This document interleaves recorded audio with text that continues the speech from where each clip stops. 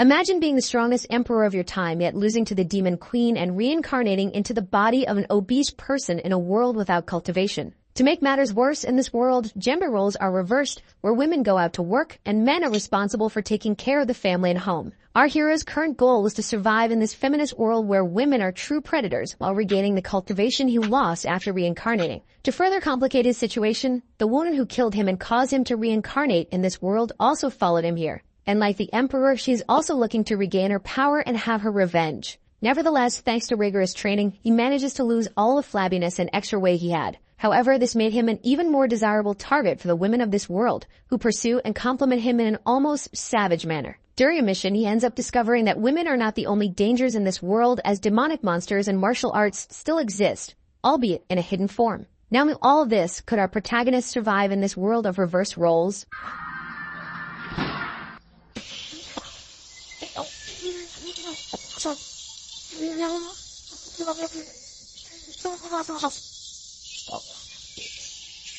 The story begins with our protagonist seeing a news article on the internet stating that the daddy gun style, according to some users, is ruining male mentality, and that in the past, women were considered intelligent and capable of reaching the heavens, but this style is tearing down that image. While reading all this nonsense on the internet, our hero wonders exactly where he is reincarnated. It has been 2 days since he arrived in this new world, and he still hasn't gotten used to the heavy body. Before coming to this world, he was the emperor of his generation. Every time he visits a news site, he only finds reports of robberies. In that world, there were no cultivators, just a modern world where the concepts of men and women were inverted. The power of that demon he had fought was so immense that they lost their bodies, but he survived by sheer luck. It was a miracle that his spirit managed to travel to another world and find a recently dead body to reincarnate into. Speaking of which, his name seemed to be Lin Mo. In his memories, he was a rich kid who studied at a first-class private school. Lin had no idea if that demon had also come back to life, but either way, before recovering his strength, he needed to live as Lin Mo. For that reason, even an emperor needed to go to school. Getting dressed, the young man left his room.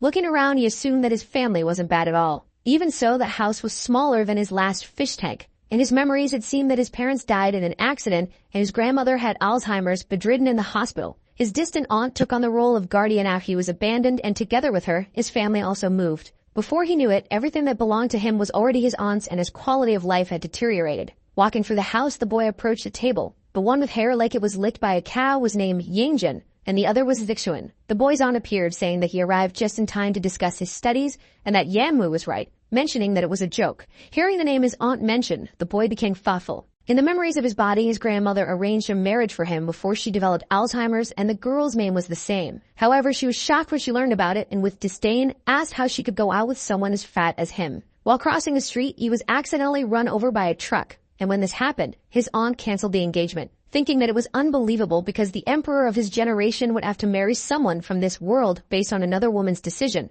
Still in the kitchen, his aunt asked if he was listening. The boy said it was nothing and told her not to arrange a marriage for him again. Observing Lin's expression, the woman thought he seemed different. Unexpectedly, he appeared to have an inexplicable aura of tyranny. Then Lin sat at the table, thinking that he had no appetite since starting his diet. But so that this body wouldn't starve, he had to take it easy. Taking a piece of food, he thought it smelled good. Then his cousin asked why he didn't study abroad since his companions knew how much he expressed his love to others. Lin wondered why he needed to talk to those insects when this emperor reigned for thousands of years. But as he needed to play the role of a normal person, he said he wouldn't go now because he was happy with that school. The boy said it didn't matter which school he attended as long as he got good grades. Continuing to eat, Lin thought he didn't want to talk to him. 1 hour later, the protagonist was inside a car and the person driving announced that they had arrived. His cousin, in turn, asked Lin not to get out together with him. With a look of disdain, the protagonist stared at him, leaving the boy scared by that gaze. Getting out of the car. Next, Lin was already standing in front of a building, mentioning that the architecture of that world was excellent. However, there were some issues. Each of those men stood out a lot as they were showing their pale legs, but at least the women seemed normal. In the background, 2 girls were talking about the protagonist's brother's legs, saying they were beautiful. With disdain, the boy thought that it was so unpleasant that it made him almost vomit. However, he should forget about that because he didn't know if that demon was still alive, and besides, he needed to strengthen his body before she appeared. While walking through the school, Lin found his classroom. In the background, someone seemed to mock the protagonist, saying his fiancé was there. His wife was sitting at the table, while 2 girls were talking to her. Observing the protagonist, she didn't seem to like his presence. Lin thinks it was amazing how mortals could be so unbearable. The boy heads towards his desk, leaving Yanua confused. While sitting, he wonders how he could resume his cultivation somehow. Someone grabs his shoulder, saying you should believe when he said he couldn't like her. Reality wasn't the same as on TV, mentioning that she seemed mature but should be deceived by the things she said. Remembering the girl, Lin thinks she should be that body's classmate. Continuing to speak, the girl questions how she could like a second-class person. Seeing Lin still silent, she supposes she had said too much, saying he still had a chance with Yanhui, who might like him if he lost some weight. Then the protagonist asks her to say what she wanted to say. The girl asks how he knew she was plotting something, and Lin mentions that she wasn't that kind to act that way. Then the girl really wanted to ask a favor, asking him to play a game with her, saying it wouldn't take long, and as a reward, she would introduce him to a girl more beautiful than Yanhui. There was a mountain that couldn't be reached alone, but she had contacts to help climb directly, so she was thinking of going during the summer. Mentioning that the place was impressive at night, he would regret it if he refused to go there. Lin thinks of a rumor that high mountains attract spiritual energy, and that mountain was the closest to that region, so there was a high chance it had energy at the top. Also, it was a great opportunity for that body to lose weight by climbing the mountain. Accepting the proposal, he mentions he wasn't good at games, making her happy. The girl says there would be a match against an idiot from class 3 who loves pretending to be good, so after class, they could use the computers in the computer club. Sometime later in the computer room, the girl mentioned she had reserved the room just for them, so no one would bother them. Sitting in the chair, she asks Lin to log into a user account.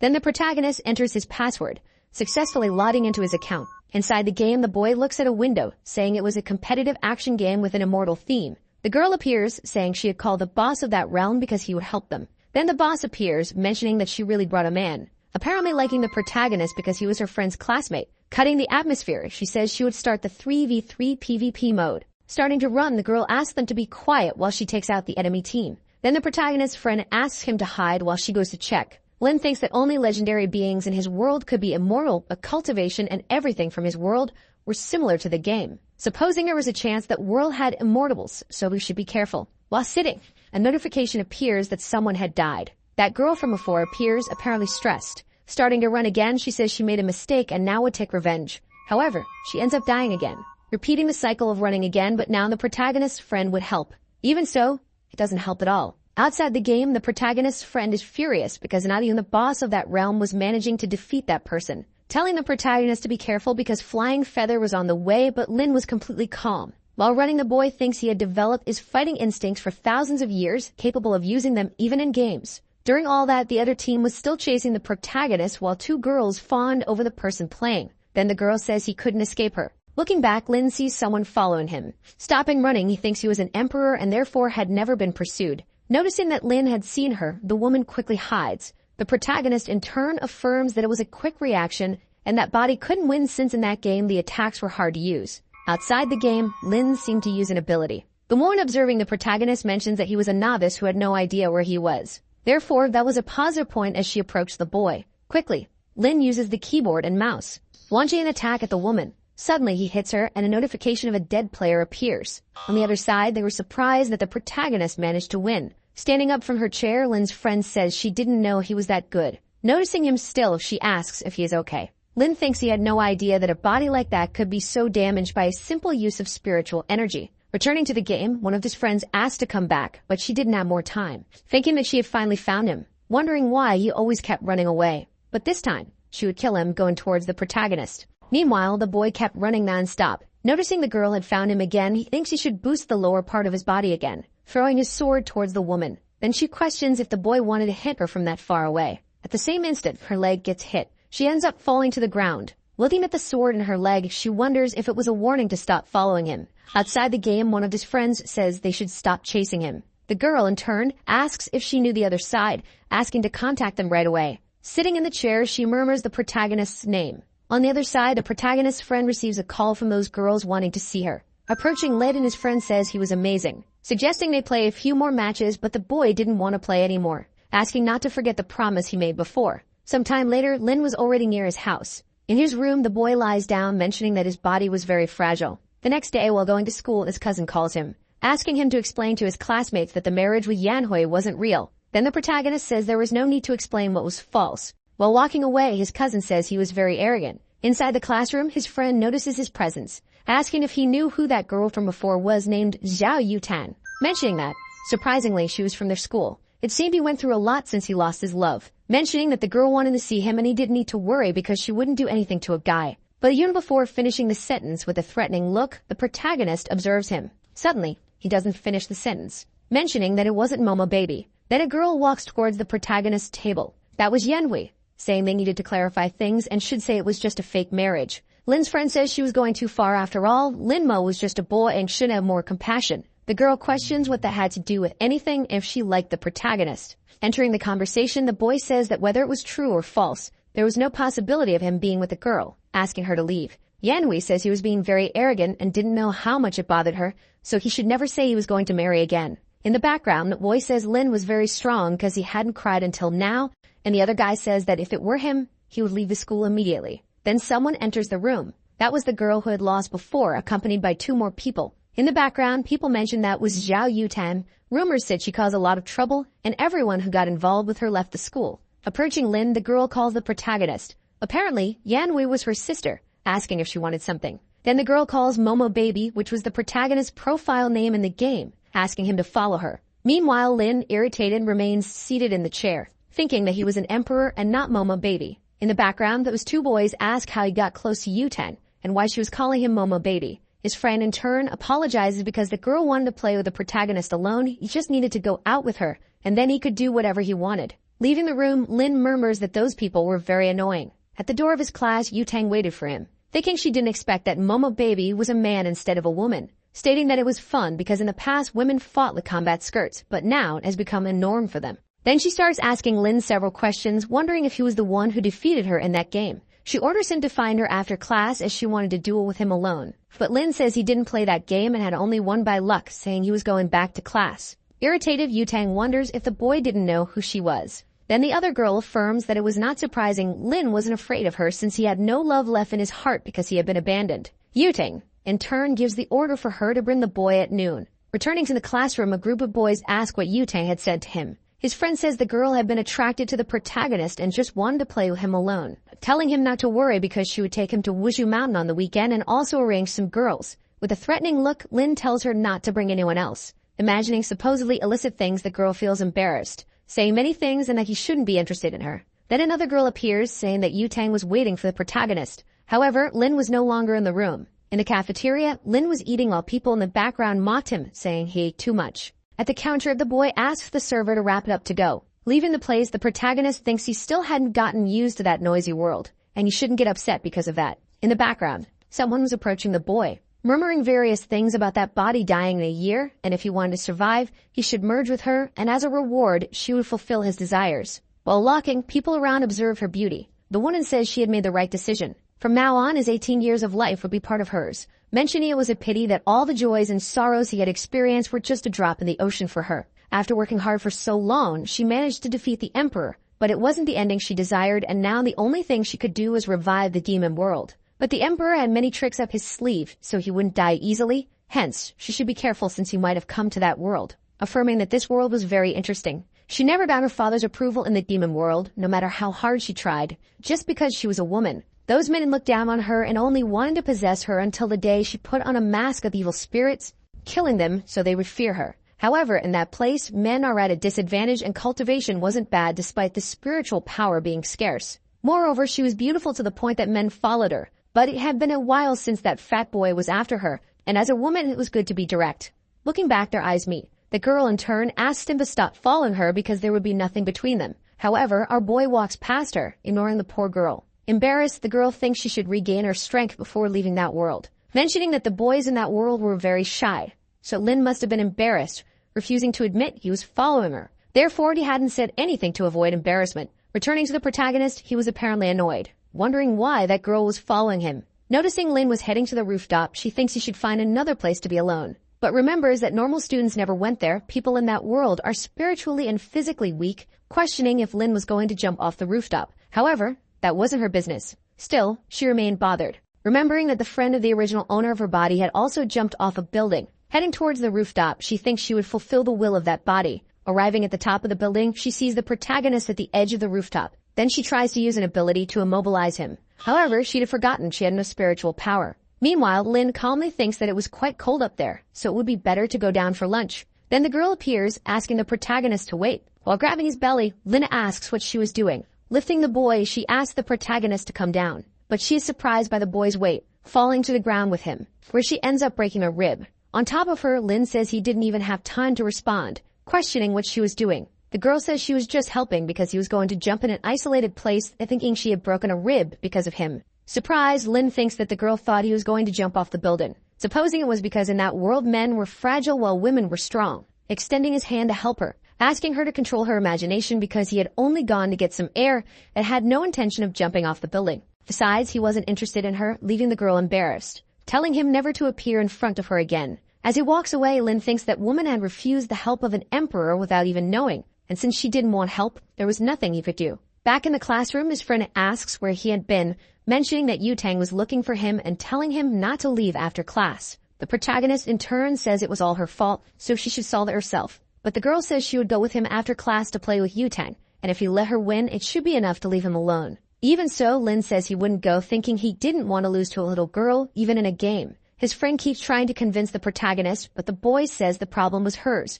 The girl saying she would do anything for him. Lin still decides he wouldn't go, so his friend thinks she was in trouble. Sometime later, the day passes. Standing up, the protagonist tells them to leave and not to forget their promise at Wushu Mountain. While walking away, Lin remembers something, recalling that he had fallen on top of that girl, wondering if she was okay. The human body is very fragile, so she probably ended up breaking some ribs. Since human lives in that world were precious, he could end up being arrested, which would cause a huge problem. Looking for the girl, Lin thinks he should check on her. Meanwhile, she was still on the rooftop, stating that that body was very weak and couldn't get up. Besides, it was very windy, and she was hungry, thinking about shouting for help but wouldn't do it, even if she died. She didn't expect that could happen. An invincible demon who defeated the emperor was taken down by a fat boy. Then someone approaches the girl. Noticing it was Lin, the girl asks why he came back. Kneeling down, the protagonist observes her, thinking she didn't look well. Then he places his hand on her back, saying she had broken some ribs, mentioning she was very weak and needed to exercise, but the girl says it happened because of him. While Lin takes off his coat, the empress, embarrassed, asks what the protagonist was going to do. Covering her, the boy mentions it was windy on the rooftop, asking her to wear his coat. Making a call, he says he would call an ambulance, but the empress says she didn't need his jacket. The protagonist already knew she didn't want to wear his jacket because he was fat, but she remembered that her body was fragile and could take it off when the ambulance arrived. However, for the girl, it wasn't for that reason. She didn't expect the protagonist to be so kind. This world has a standard of beauty for men, thinking she didn't know why Lin helped her, but would keep an eye on him anyway. Sometime later, the ambulance arrives. While the empress is on the stretcher, two girls notice the commotion. Embarrassed, the girl thinks she would never forget that day. At night, the protagonist was already near his house. Entering, his cousin asks why Yu-Tang had come to talk to him. Then Lin says he would say it only once. Zixuan, in turn, thinks that Fat Boy had a sharp look, mentioning he was more aggressive lately, saying that Yu-Tang must not have gone after him on her own and must have caused some trouble. Because of that, you would ask his mother to throw him out of the house. Then Lin, questioning what he was talking about, mentions that it was his house. Zixuan, about to slap the boy, says he had asked for it.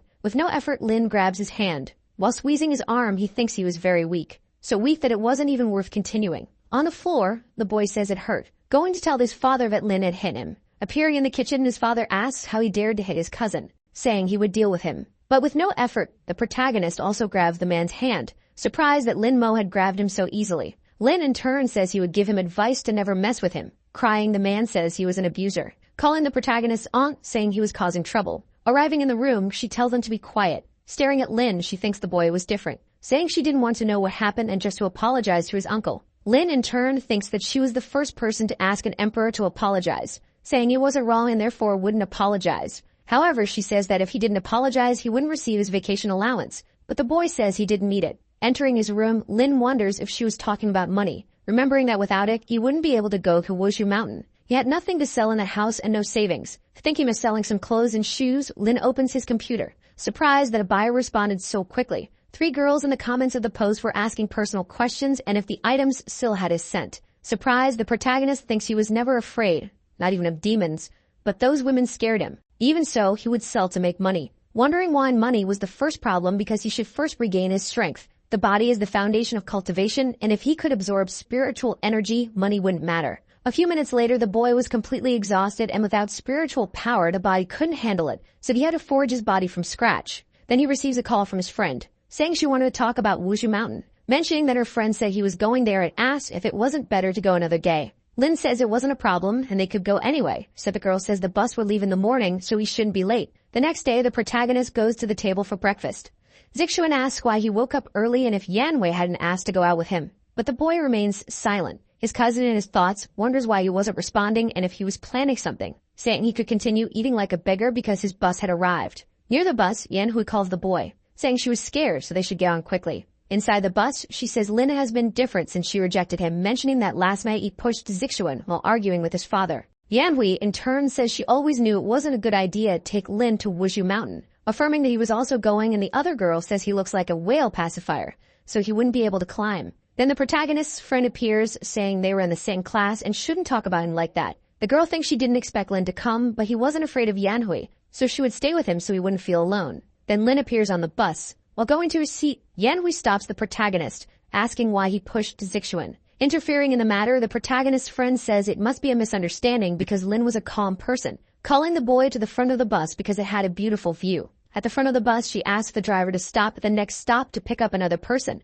The protagonist, in turn, hopes that when they reach Wushu Mountain, he wouldn't be disappointed. Looking to the side, he notices a girl riding a motorcycle, stopping the motorcycle in front of the bus. Suddenly, the bus is forced to brake. Removing the helmet, it was Yutang. The protagonist's friend gets nervous, fearing she stopped the bus to go after Lin Mo. Leaving her seat, she says she would talk to her. Questioning what she was doing there, Yutang says she was looking for that fat boy. Observing Lin, the girl mentions that if it weren't for his size, she would never have noticed him. Then everyone starts laughing at the protagonist. Yutang says he shouldn't go to Wushu Mountain and that it was better to go with her to play video games. And if he did that, she could make his wife return to the relationship. What the boy didn't want to know about it, asking her to leave him alone. Then Yutang asks if she was bothering him, thinking that if it weren't for him, she would never have lost even once in her life, questioning if he would go with her or not. Then Lin seems surprised, noticing that the girl's necklace had a bit of aura, thinking that his refining technique was a bit poor, but that was something difficult to craft in that world, wondering if cultivators still existed, saying he would play with her after climbing the mountain. Then the protagonist's friend suggests they all go to the mountain. Yutang asks if Lin was really willing to climb that place. It seems he wasn't popular and was fat, so she would watch him try to climb that mountain. Meanwhile, another guy appears saying he has a seat next to him, suggesting she sit beside him. But the girl doesn't care and calls one of her friends to take care of her motorcycle, asking if Lin had that game because she wanted to play with him now. However, the protagonist says that if he won, he wanted something in return. Accepting the offer, Yutang says that if she lost, he would have to be her servant forever, ignoring another guy while talking to Lin. Then the other man asked Zixuan if Lin was good at games and why Yutang insisted on playing with him. Zixuan, in turn, thinks he has no idea what's going on and the protagonist is a nuisance. Back to Lin, the boy was playing that game with Yutang again. Noticing an opening, he prepares an attack. Yutang is surprised because he was attacking at high speed. Taking the hit head-on, the system informs that Momo Baby is the winner. Outside the game, Yutang still can't believe she lost, asking how he managed to have such incredible precision. But the protagonist says every move of his was calculated, and that game is very easy. Then the girl thinks he was a genius, but little did she know he used his cultivation to stimulate his brain. Since Lin had won, he should ask for what he wanted. Lin, in turn, asks for 10,000 in cash. Yufeng asks if that was all because she could make his ex-fiancé come back to him, and if he was willing, he should become her training partner from today. Ignoring the girl, Lin still asks for the transfer, thinking he had secured the money to forge that body. Taking out her phone, Yutang makes the transfer. Moreover, she adds her phone number, so he should answer if she called. But he shouldn't call her or give her number to anyone. The protagonist thinks that even as an emperor, he didn't have such arrogance as hers. Standing up from the chair, the girl says there was very little space, ordering Yanhui to move to the front, making the girl nervous, thinking she was doing that after so much effort to sit next to Zixuan. Standing up, Yutang tells her to hurry up. Yanhui thinks about scolding her sister but can't do it in front of everyone. Then Zixuan says that Lin wanted to say something to her so she should see what it was. Standing up, the girl goes towards the protagonist. In his thoughts, the boy is happy because he could sit next to Yutang. Trying to introduce himself to the girl, Zixuan only gets a sharp rebuke from Yutang, telling him to shut up, thinking that if she knew that boy was so insufferable and wore so much perfume, she would have preferred to sit with the protagonist. Arriving at Wushu Mountain, the students are surprised by how high the place is. Then the protagonist's friend tells everyone to follow her and not lag behind. Half an hour later, Lin Mo, observing those boys, thinks they were much worse off than he was. When he managed to recover his powers, he would punish them every day for centuries. The protagonist's friend, noticing that no one was there to help him, thinks she couldn't assist him because if someone saw her with him, she might get strange looks. 20 minutes later, Lin Mo was still climbing the mountain, thinking he couldn't go any further because he had the least endurance in the group. Those boys seemed delicate but were actually quite fit. Noticing that Lin couldn't continue, his friend thinks that since she brought him to that place, she should help him. Asking if the boy needed help, but Lin Mo says she could go on her way because he could still continue. Thinking that this exhaustion was nothing compared to the things he went through in his previous life, the protagonist's friend wonders why he was making such an effort for that, saying sure go ahead, and if he couldn't climb anymore, he could let her know. People in the background are surprised because the protagonist had already climbed halfway. The other boys, already exhausted, couldn't continue. While thinking about giving up, Lin Mo, determined, continues to climb. Near the top, the protagonist notices a group of people returning. The other girl is surprised because he managed to get there alone and was very resilient. The protagonist's friend, saying it was very high, suggests they go back and go to a restaurant. However, Lin says they could go because he would reach the top. Irritated, his friend questions if he wanted to die, but the other girl says to just let him go. 20 minutes later, the boy finally reaches the top of the mountain. Yutang, who was already at the top, is surprised that he actually managed to climb. But it was a pity that he lagged behind most of the time, and when he reached the top, the others had already returned, and he had been alone the whole time. Looking up, the boy observed the stars. Thinking that up there had a lot of ki, although it was not enough to recover his power, at least he could start training. With this, he would get ahead of that venerable demon. As long as he had the opportunity to train, no matter the time, he would always come back up there. Then Yutang touches his shoulder, asking what he was doing, and the protagonist says he was just looking at the view. The girl thinks he is very annoying and doesn't talk much, and the protagonist in his thoughts asserts that in his world as an emperor, he would have killed her many times already. Then Yutang tells him to come down because that place was hers now.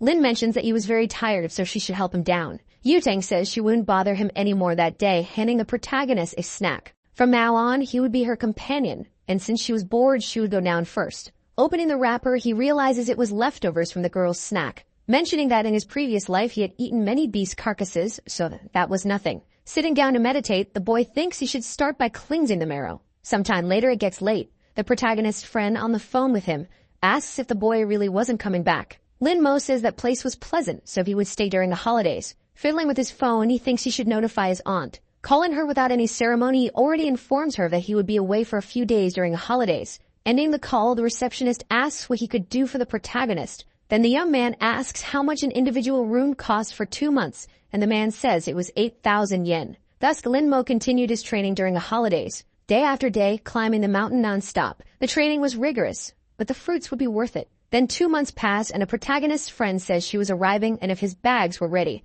Thinking that she couldn't talk to him during the holidays, and because of that, Yutang was always bothering her. So she had to take him to Yutang no matter the circumstances. Meanwhile, Lin Mo looks at himself in the mirror, thinking that after 2 months, the spiritual energy in his body was still weak. Appearing like a complete giga-chad, he says he should still continue being a mediocre student. Sometime later, the protagonist's friend says she finally managed to find him. But when she looks at the boy, she is surprised by his beauty, supposing she had mistaken the room. Imagining having a family with that man. With a remorseful look, a protagonist notices the girl staring at him. Embarrassed, she starts to leave, thinking the protagonist must think she was a pervert. Then Lin asks where she was going because she wasn't mistaken. The girl, in turn, asks if he was a friend of Lin Mo, but he says he was Lin Mo. However, she doesn't believe his words, supposing they had the same name. But the protagonist says he had just lost some weight, asking why she was so surprised, although the boy had changed drastically. Everything about him was completely different. Grabbing the bags, Lin says they should go. Then the girl thinks that from his cold look and way of speaking, he was definitely Lin Mo,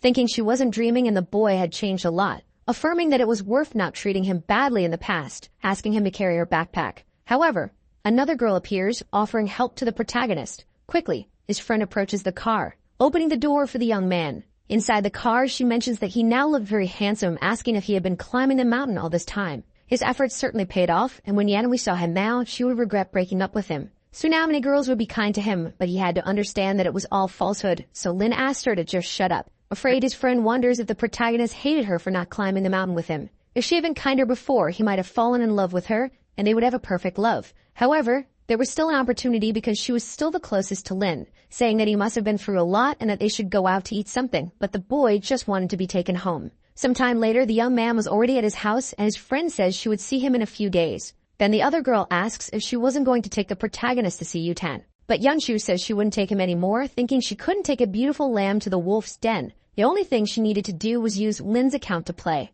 Then Lin Mo enters his house. The whole family is surprised by his appearance, asking who he was and how he had entered. But the boy says he is Lin Mo and had just lost weight. Even so, Visixuan doesn't believe it was him because even if he lost weight, he wouldn't be that handsome. Then his mother asks him to stop yelling, asking if the boy had had some surgery. The boy mentions that she had all his money, so he couldn't have done that, questioning if he would receive his allowance that semester. His aunt said she would cover all of his expenses and also buy a new uniform. But if he did anything bad to his cousin or uncle again, she wouldn't give him another cent. Standing up, Lin says he was already satisfied and his aunt thinks he really was the protagonist. The next day, the young man was in a car with his cousin going to school. Zixuan asks why the driver was driving slower this time, so the girl says she would go faster, thinking she couldn't help but look at the protagonist because he was very handsome. So she's one to keep observing the boy. Then Lin gets out of the car. Everyone around is surprised by his beauty, wondering who that boy was. His cousin, envious, questions why Lin was drawing so much attention. Noticing that the girls were taking pictures of him, the young man thinks something wasn't right. Soon after, he enters his classroom. Heading to his seat, another girl wonders if he was a transfer student. Lin, in turn, thinks he had just lost weight, but just because of that, he was already a little better than normal. However, he usually wouldn't attract so much attention, wondering if it was because of his aura. At the classroom door, a commotion was happening. Yutang, holding the protagonist's friend, says she would give her 3 minutes to bring that fat boy to her, but Yunshu says there was no fat boy anymore. The girl mentions that she would regret it if she continued lying, so Yunshu says she would tell her where Lin was. Pointing to the protagonist, she says he was Lin who had lost weight over the holidays. Observing the boy, Yutang seems not to believe it. Furious, she says that guy could never be Lin, but Yunshu was telling the truth. The protagonist in turn says the girl wasn't lying, saying she'd be trained with him whenever she wanted and to meet after class. Then Yutang asks who he was. Again, Yunshu says he was Lin and had lost weight over the holidays while climbing Wuju Mountain. In her thoughts, Yutang wonders if it really was the boy, questioning if it really was that fat boy while the boy asks her not to call him that anymore. Noticing he had the same voice and behavior, she affirms that he really was Lin, saying it didn't matter if he was fat or thin because he should wait for her after class. Yunshu says it had been someone else who had played with her before and Lin had joined just to complete the group, so the protagonist wasn't very good at games. With a threatening look, Yutang observes her, asking if she dared to say that Lin didn't know how to play, mentioning that yesterday she had used Lin's account to try to deceive her, so she was the most arrogant person who tried to do that. While leaving, Yunshu asks for a chance to explain, thinking that now Yutang would never leave her alone. Two girls appear, asking how she knew it was Lin. Even if it was the boy, he couldn't have become so handsome, so he must have had some surgery. Then the teacher appears, asking everyone to take their seats because class was about to start, saying she was curious to know how their holidays were. However, she ends up being surprised, asking who that student in the back was. Yunshu, raising her hand, says it was Lin who had lost weight during the holidays. Surprised, the teacher says he had changed a lot and must have worked hard to achieve it, asking if the boy wanted to sit the front that semester. Quickly, a girl responds no, mentioning that Yunshu had promised they would change places with her. Another says she had grown a lot during the holidays, so she should also move to the back. Yunshu thinks they were trying to take her seat but wouldn't let that happen. The teacher, asking them to stop arguing, says the first person to change places would be Yunshu. While two girls remove her from her seat, the protagonist's friend pleads to let her stay in her seat. Another guy asks Zixuan if Lin had had surgery to become so handsome, and the boy responds that there was no other way than that. The teacher says the odd numbers would stay in the same position and the evens would change with the adjacent ones, saying that Li Jiang would sit with Lin. The other girl asks if Jiang was really going to sit with the protagonist, then the girl says it's okay because she couldn't let Yunshu have him for herself. Looking at his classmate beside him, the young man notices that he was a bit chubby and quiet, so there would be no one to bother him. Yunshu, standing at the front, cries for losing her seat. Then Lin Mo stands up from his seat. A group of girls start flattering the young man, saying they would be exhausted if they had to climb the mountain every day, and another asks if he could give some advice to her brother. Yunshu thinks they are all fake because when Lin was fat, no one talked to him, saying that unlike them, she never treated the protagonist badly when they first met. Lin coldly asks them to get out of his way. Quickly, the girls make room. Another girl says that the protagonist looks very handsome with that attitude. Noticing Zixuan getting stressed, the girl mentions that he was jealous, but it wouldn't help because they preferred Lin. Back to the protagonist, the young man was in the cafeteria. A girl waves at him saying he could sit in her place because she had to leave, but Lin declines the offer, thinking he wasn't sure if it was safe near those mortals, mentioning that the eyes of those women were nothing less than deceitful. In the background, Yan Hui questions if it was really the protagonist. Zixuan asks if she regretted breaking up with him now that he was handsome, and the girl responds that she wasn't that superficial. Another girl appears saying she wanted to go after Lin Mo, asking if she could help her, mentioning that it didn't matter if he had surgery or not because she always liked him for his personality. Then Yan Hui calls her a hypocrite. Hearing what she said, she thinks hypocrisy was thinking that was surgery, and if she could get those beautiful legs of Lin's, she wouldn't care if they were fake or not, saying she would go after the boy alone. Meanwhile, Lin Mo was walking through the school. Then Mianabe appears, saying she was there to apologize for everything, mentioning that it had been sudden for her, and she still didn't want to get married. Accepting the apology, the protagonist walks away. Asking Lin to wait, the young man questions if she had more to say, affirming that she really felt sorry for everything she had said. Lin continues to walk, making Yanhu wonder why he was so cold, supposing she might have been the reason he changed so much. Outside the school, Lin Mo hopes no one is on the rooftop. While walking, he encounters the girl whose ribs he had broken, wondering if she wanted to steal his spot on the rooftop again. Looking back, the girl notices that Lin has been following her for some time, mentioning that he looked like the protagonist, but that man was more handsome. Then Lin walks past the girl, feeling relieved because she thought the young man would talk to her, questioning if he was also going to the rooftop. Catching up with the boy, she notices he was climbing the stairs.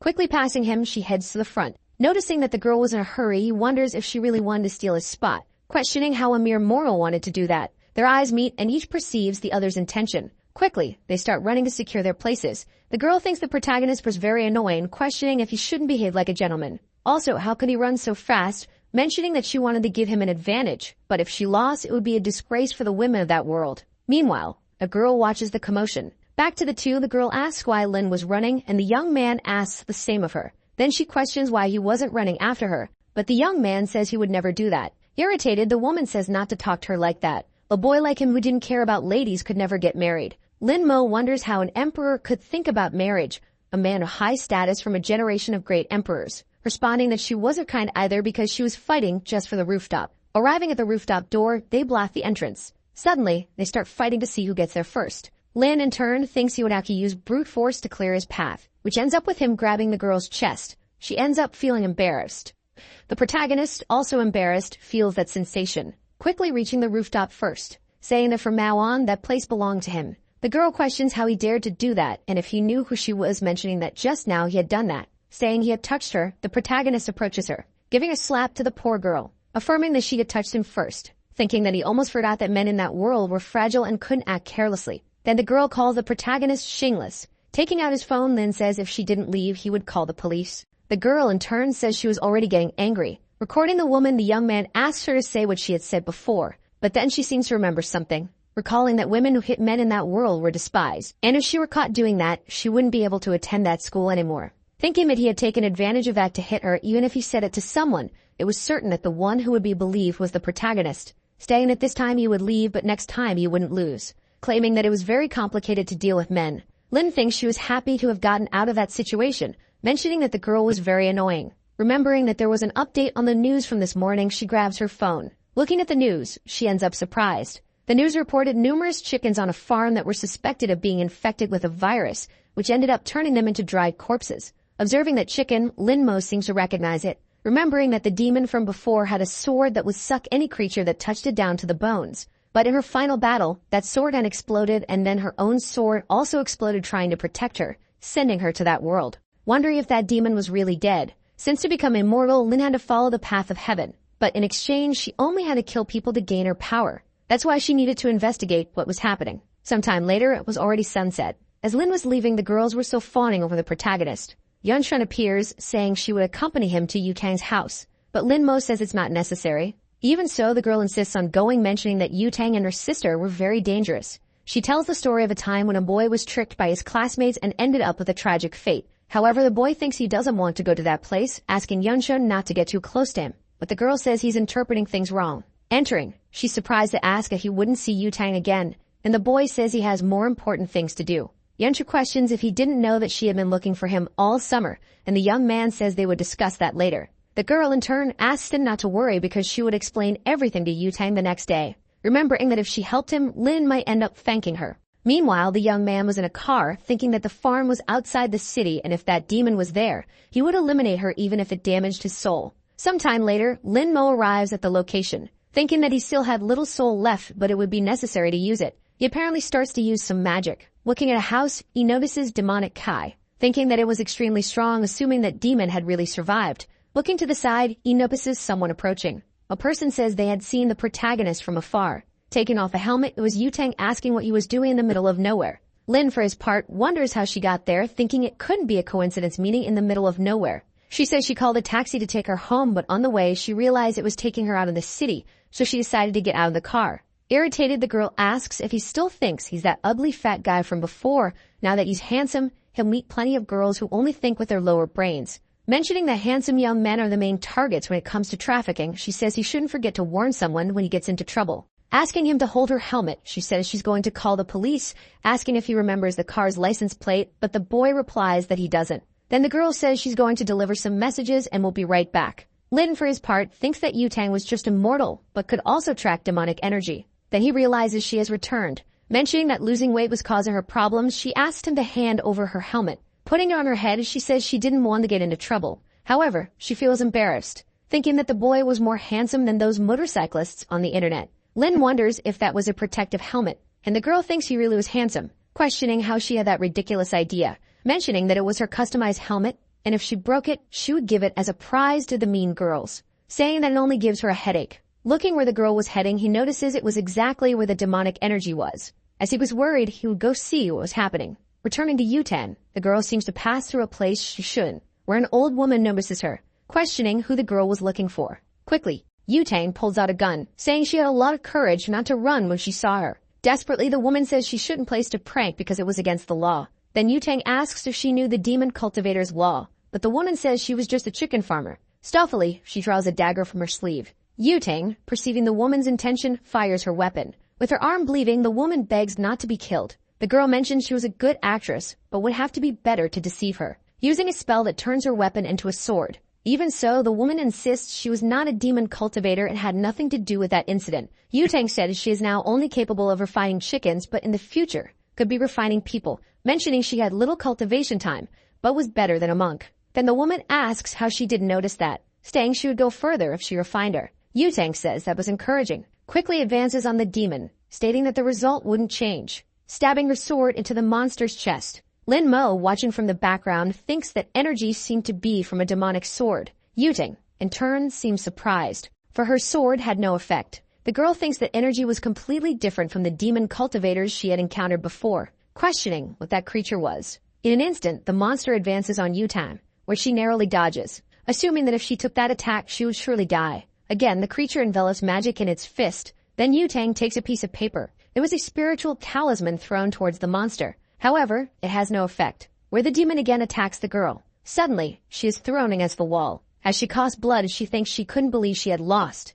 At that moment, the protagonist appears to defend the girl, who asks what he was talking about because he should leave that place. Lin asks to speak politely, but Yutang orders him to leave. Quickly, the young man seems to use a skill, where the demon stops moving. Yutang, surprised, asks why it stopped, but Lin says it was nothing special, for it was he who was there. While fleeing, the demon falls to the ground. Before the monster, a giant aura surrounds the protagonist. The girl mentions that the pressure was very strong and she couldn't breathe, wondering who Lin really was. Meanwhile, in another place in Gyuum in the city of Liubei, a man says that Tao was what gave birth to heaven and earth, encompassing all things. Then the man seems surprised, questioning why the bell was ringing and if it shouldn't only happen when there was a great event in the world. With the master kneeling, his subjects ask if he was okay. Then the man says the father of Tao had just reincarnated. Returning to the protagonist, the boy asks where that demon was. However, the creature had already lost all its spirit, mentioning it was just a fragment of the sword. Even so, it didn't matter. Using a skill, the young man seems to absorb that spirit, thinking it could be a trap by the demon to reveal his location, but was a good item to cultivate when his demonic nature is eliminated.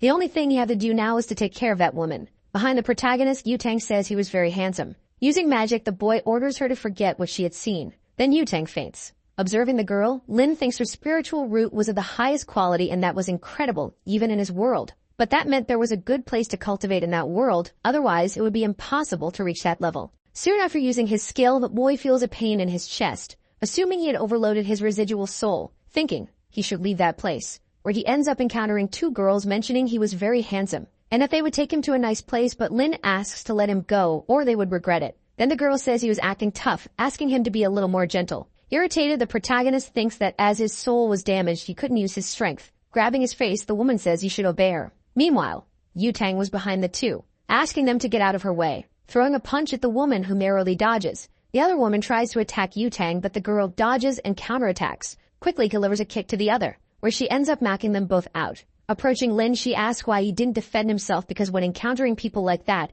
he should strike with all his strength at their weak point. The boy, questioning what the vital point was, hears Yutang respond that it was the chest and asks if he didn't even know how to defend himself. Leaving, the girl says she would take the young man to her house. When he was about to take off his helmet, Yutang asks why he did that, telling him to just get on the bike. Getting on the bike, the two head towards Lin's house. The protagonist thinks that in his past life, holding a girl without being in a relationship would be considered indecent, but in that world, they didn't think much about it. However, that vehicle was very fast, mentioning that with his sword, he could go faster than that. In the dead of night, the two arrive at their destination. Lin, thanking for the ride, asks how much he should pay and the girl questions what he was talking about. Calling him fat, she mentions that just a moment ago the boy was scared and the protagonist asks her not to call him that. Then Yutang says that before Lin didn't care when people called him that. In the middle of the conversation, the girl remembers something, saying that the protagonist had deceived her again and left her waiting. But the boy says his family taught him he should go home after school because he couldn't walk alone, saying he had waited for her before.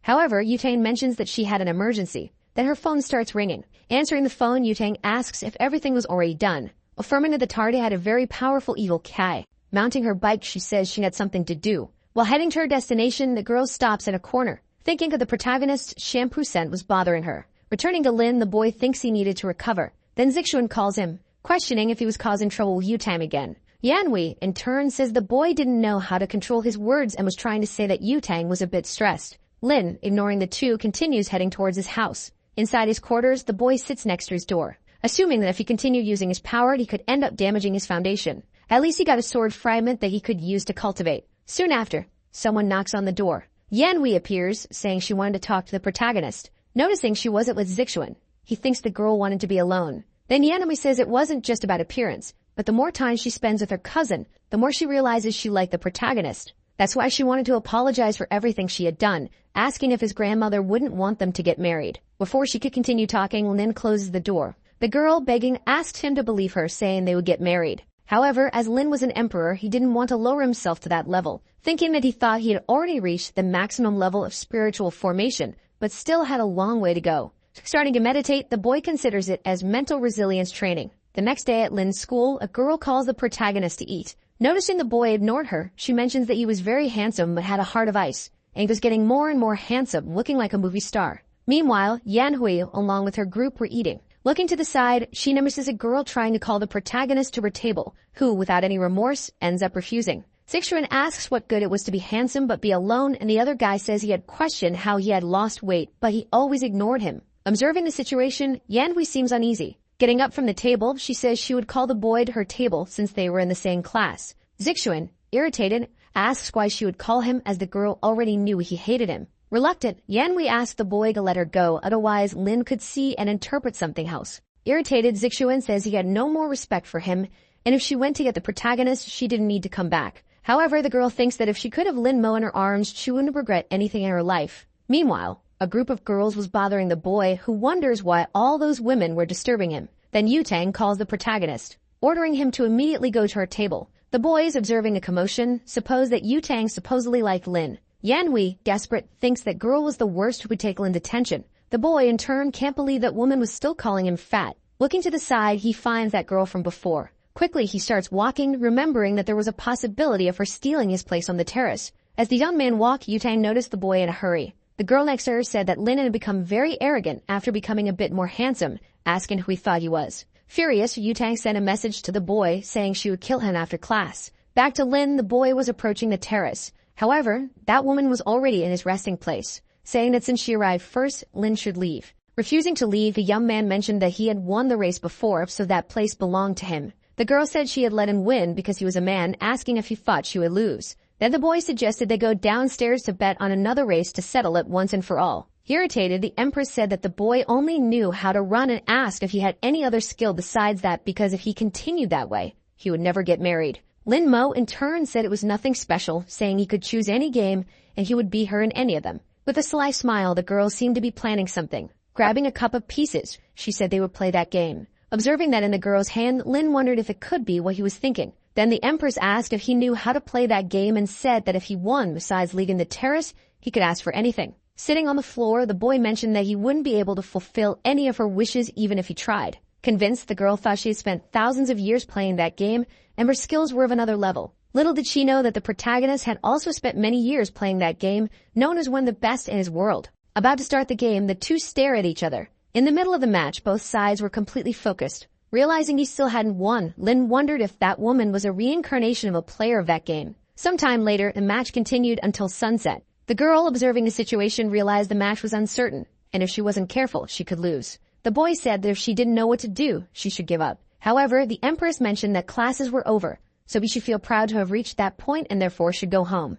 Right after, Lin's phone started ringing. Thinking he could never give up and would only leave that place with a victory, the girl, in turn, couldn't stand the noise of that phone anymore. Taking a picture of the board, she mentioned they could continue the match the next day. However, when she was about to get up, she felt a shock in her leg from sitting for so long, where she unintentionally fell on top of the protagonist. Lin, in turn, felt a very cozy sensation. A moment later, the girl was completely embarrassed, saying she couldn't believe it. Then Lin slapped his forehead, saying that next time she should keep her magical spheres away from him or he would call her a pervert. The girl thought it was already the second time he had hit her, and when her strength returned, she would make him regret it. But during the night, she would study tactics to win her match. Outside the school, Lin Mo picked up his phone to answer the call, realizing it was Yu Tang calling him. Furious, the girl questioned why he didn't answer and where he was, ordering the boy to go to the school gate. The young man thought that Yu Tang spent most of her time at school playing games and even so had a high level of cultivation, so he would find out today what her secret was. Near the gate, Yu Tang asked why he took so long, questioning the reason for staying at school after skipping all classes. However, he said he was just sleeping, leaving the girl surprised, saying she had come to pick him up for a rematch in that game. Handing him a helmet, she told him to get on the bike. A while later, the two arrived at Yu Tang's house and the protagonist was surprised that the place was so big. As they walked through the house, Yu Tang asked him not to touch anything. Looking around, Lin Mo thought that the only thing in that place was games and there was nothing about cultivation. The girl in turn questioned if the boy wasn't worried about being in that place, because a woman had invited him to her house and the boy didn't ask anything. Then the protagonist asked if she intended to do something to him. Mocking the boy, she mentioned it was a good idea because now he wasn't fat anymore, and it wouldn't be a bad idea. Without any compassion, the boy struck her in the belly, ordering her not to touch him. Seeing the damage he had done, the young man thought he didn't know that martial art was so good because it could knock out a cultivator in seconds. Getting up, Yu Tang said she was just kidding, but the protagonist said he didn't like that. Irritated, the woman announces that they will play more than 300 rounds, thinking she would defeat the boy and make him pay for everything he had done. Sometime later in the game, Lin Mo wins a round against the girl. Then he wins 2 more times. That cycle continued countless times without a single victory for the girl. With her head down, Yu Tang realizes she is losing 47-0. Standing up, the boy mentions he needs to go. Stealthily, he seems to place something under her table. Asking for one more game, Yu Tang says he could stay at her house, but the young man says they will continue another day. Saying she would take him to his house, Lin Mo responds that he will take a taxi. The thing the protagonist had placed under the table starts to fall. Seeming to come to life, it begins to move. Meanwhile, in some building, Yanhui in her room was thoughtful about Lin skipping afternoon classes, wondering where the boy had gone. Then she receives a call. Someone asks her to check the group messages because something unbelievable had happened. Looking at the messages on her phone, she sees a photo of the protagonist with Yu Tang. Irritated, the girl starts knocking everything off her desk, questioning how she dared take her Lin Mo to her house, wishing that woman would have a motorcycle accident. However, cursing her wouldn't help anything. Then a purple crystal asks if she wanted revenge. Looking around the room, she asks who was there, asking them to show themselves. However, the crystal says its identity is irrelevant. Then a malicious face appears, saying it could do whatever she wanted. Yanhui, in turn, asks if that monster was a witch from those novels. Embarrassed, that creature thinks the woman had nothing in place of her brain, saying it was the #1 divine sword of the immortal world that ended up shattering, and if she helped it recover, it would make her immortal. Without even thinking, Yanhui accepts the proposal, asking for help to become immortal. At that moment, that creature seems to cast a spell on the girl. A purple crystal appears on Yanhui's forehead, and the monster orders her to open her mind, letting it merge into her body. Asking why she didn't feel any power, the spirit questions what she desired. Suddenly, the girl asks to be taught hypnosis, and the monster mentions there were countless skills like that. In her thoughts, Yanhui supposes that with that skill, Lin Mo would be entirely hers. Meanwhile, the protagonist is riding in a taxi, thinking he couldn't use his powers recklessly and that Yu Tang should reveal her secrets. Quickly, the boy seems to make a hand signal. At Yu Tang's house, that doll receives a signal. Observing the girl, he notices she is playing, questioning if Yu Tang was a fake cultivator, wondering how she reached that level. Furious, Yu Tang can't believe she lost to a stinky fat boy. Lin Mo, in turn, gets irritated with the girl's words, mentioning that now he will crush her in all games. Then Yu Tang remembers she has something to do. Watching her leave the room, Lima wonders where the girl was going. In the room, Yu Tang is changing clothes. Putting on a suit, she says that it will work. Opening a closet, there are numerous combat weapons. The protagonist thinks that even if all that was of low quality, it was still hard to get in this world. Starting to run, the doll jumps onto the girl's clothes, thinking that this time he would discover her secrets. Sometime later, Yu Tang arrives at building, thinking she should find out what shampoo the protagonist used because it was very fragrant. Inside that building, the girl approaches a door. Meanwhile, someone says they should raise their glasses to celebrate the newlyweds. In that place, a wedding was taking place, and the woman mentions that the bride will give a speech. Taking the microphone, the woman thanks all the people who came despite their busy schedules. Meanwhile, Yu Tang sits in her place, thinking that now she just had to wait for everything to end. After a while, the other woman declares that the wedding ceremony between Lin Yu and Xiuxiu is over, and now the party could begin. Returning to the two newlyweds, his wife asks if he was very tired, but the man asks her not to worry because he just needed to change clothes and drink something. While they were talking, someone approaches the two lovebirds. It was Yutang standing in front of them. Seeing who it was, the boy becomes desperate.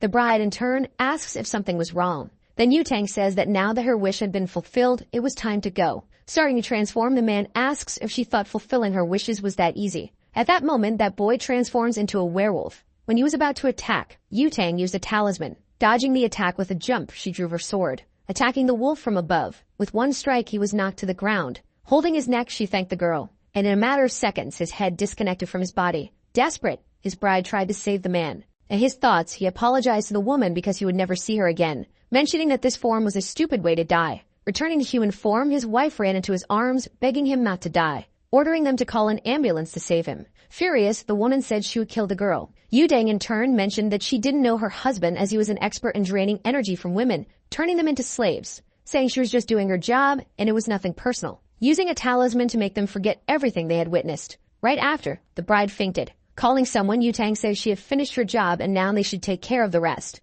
Meanwhile, that doll fell from the girl. Running towards the man, Linmo realized it was a shape-shifting fox that would be very useful. Linmo decides to save the fox, feeling it would be useful, and thus begins to perform the soul reincarnation spell. The golden aura of his paper doll begins to rise towards the fox. The body of the former fox man starts having its soul extracted. The soul moves towards the doll, which has its hands crossed and ends up entering it. Thus, the object completely changes its form to one with long silver hair. The small one starts running desperately, and 20 minutes later he reaches the hand of someone who was waiting for him. That person is our protagonist, who is outside the building. The soul of the man thinks he's going to die, so by luck he managed to get revenge, but regrets not being with his beloved. Soon someone calls him by his name, Chen Xiuxiu, and asks if the fox truly wants to die or if he prefers to live. Opening his eyes in that abyssal darkness, the man admits he doesn't want this to be the end of his life. He still has much to say to Zhou Linyu, and no matter the cost, he still desires to live. Our protagonist informs him that you will give him a new life, and in exchange, he must serve him for 10 years.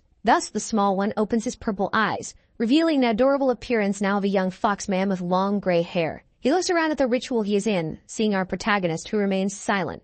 Xiuxiu has never heard of such powerful magic and wonders if it was this young man who summoned him. Soon, he looks up, recognizing that this is the most powerful man he has ever known in his entire life. The small one ends up falling to his knees inside the ritual. He introduces himself as Chen Xiuxiu and says he is there to serve his master, expressing great gratitude for this opportunity to be under his orders. Linmo desires that he tell him everything he knows about cultivation in this world. The fox promptly agrees and asks where he should start, to which our young protagonist replies that he wants to know about the cultivation method. The small apprentice explains that due to the scarcity of energy in this realm, cultivators travel to other secret realms. They are completely limited because all are controlled by powerful clans and families. He then reaffirms that even an ordinary practitioner would not be able to join a sect without connections or background. Everyone is taken in by the clans, but only to be used as furnaces and eventually destroyed for cultivation. Our protagonist realizes that this has become an evil cultivation practice, which the small one confirms, stating that this logically happened due to the lack of energy. And logically, the cultivator community has always hunted down the users of these evil sources. Our protagonist asks if they resemble the cultivator Zhao Yutan. With a brief smile, the fox confirms and then says that this girl is not only the most talented, but also from the Zhao family, one of the 3 great families. The other one questions whether there is an immortal realm, to which the small one says he does not know. Quickly, the young man shouts and asks if visit is beloved during these 10 years of service, to which the protagonist agrees but instructs him never to reveal himself. Completely proud, he never imagined he would find such a generous master and accepts that it is very easy to please the immortals. But the next day, he ends up being impressed while inside a backpack. He realizes that his master is actually someone completely unexpected. Being an ordinary high school student, but he then thinks that he must be some sort of boss of that place. The fox thinks that our protagonist is incredibly popular and that all the women are staring at him. Assuming that our hero is the ultimate person, he thinks that if he were a woman, he would also be hitting on our protagonist. But completely clueless, he wonders what the young man has in mind since he can't go a minute without thinking about illicit things. Soon our protagonist arrives at his seat, but he notices something strange. Some snacks are there underneath. Lin Ho wonders if it's from that annoying friend of his named Song Yunshu. His ex Dian Hui approaches, saying she remembered his favorite snacks and bought them for him, and Lin Mo can't believe it was her. The cousin of our boy approaches, asking what she is doing, and becomes extremely angry. She claims that our hero is her fiancé and that it's normal to pamper him a little, which makes the man completely furious. With tears in his eyes, he prepares to slap the girl while calling her a bitch. Yandobi grabs his hand with extreme force while telling the boy to stop. Our protagonist is impressed that his cousin couldn't even manage to slap a woman. The girl says she will only say this once and ends up stating that she will punish him if he continues bothering our boy. This leaves the purple-haired boy completely helpless and crying. He runs away from there, leaving the girl alone. She says that if anyone bothers him, he can call her and she'll come back to solve everything for him. The girls think it's ironic that she now shows interest in the protagonist since he's become bolder as he's gotten more attractive. Soon, noon arrives and we can see the school cafeteria. A blue-beard girl calls for the blonde, saying that a girl named Yanhui is stealing her man. But the president says they are a bunch of idiots and assumes the girl can have the fat guy since she's not interested in him. Soon, a certain presence catches her attention. It's the protagonist's ex, who shows up with a smug and malicious expression. She ends up calling out Lin Mo's name, who is our protagonist, thus inviting him to eat with her. The blue-haired girl thinks she's trying to provoke and therefore tells Yutag not to take it seriously. But with extreme brutality, the blonde says that if the protagonist annoys her, then she will give him a beating. Soon, anger appears on our hero's face. Thus, he leaves the area with his ex, who is convinced she can win him over. He can't believe he lost his temper after so many years of cultivation and thinks he still has much to learn. In his pocket, the small fox thinks his master is truly incredible since even someone like Zhao Yutang is jealous because of him. Furious, the girl asks if the boy really complained about her, but the blue-haired one just says to ignore it since she can't hit a boy. She decides to forget about the fat guy and then starts thinking about the girl since she's being very bold. Our protagonist finally reaches the school's ground floor. The dark-haired girl, while eating a pastry, tells him to hurry up. Our protagonist notices the immense hostility and reflects that she must be angry about the previous day. He sits down and then makes his first move in the game. She knew that our protagonist would make things difficult for her, but still she had already thought of a solution before any of this happened. Impressed, he admits that the girl is really good at this game, but suddenly his stomach lets out a hungry growl. With the bag in hand, he stares at her with a somewhat blank look. Then he opens it, revealing a lunchbox inside. He ends up breaking his chopsticks to start eating. The other one assumes that this is a matter of respect as he is eating instead of playing, but our protagonist excuses himself, saying it's lunchtime. She thinks that if he keeps this up, soon enough he'll be fat again. But soon a question arises about the fat guy who was here on the terrace. Our protagonist says he has never seen anyone of that profile around. Angry, she admits that just thinking about that boy makes her ribs ache because of his weight. But her expression quickly changes to surprise when she sees something on her phone. It's a picture of our protagonist being posted in the girls' group, thus realizing that our protagonist was, in fact, the fat guy she had known before. With red eyes, she says she asked a question, recalling showing the protagonist's picture, questioning if he truly doesn't know this person from the phone. With extreme shamelessness, the protagonist says he has never seen someone so fat, to which the girl gets irritated, saying Lin Mo is a terrible liar. But she understands that he doesn't want to talk about the past, so she says he doesn't need to worry since she didn't ask for that reason. Soon she starts rummaging through her bag, revealing as she washed his blazer while thinking it might not fit him anymore given his current physique.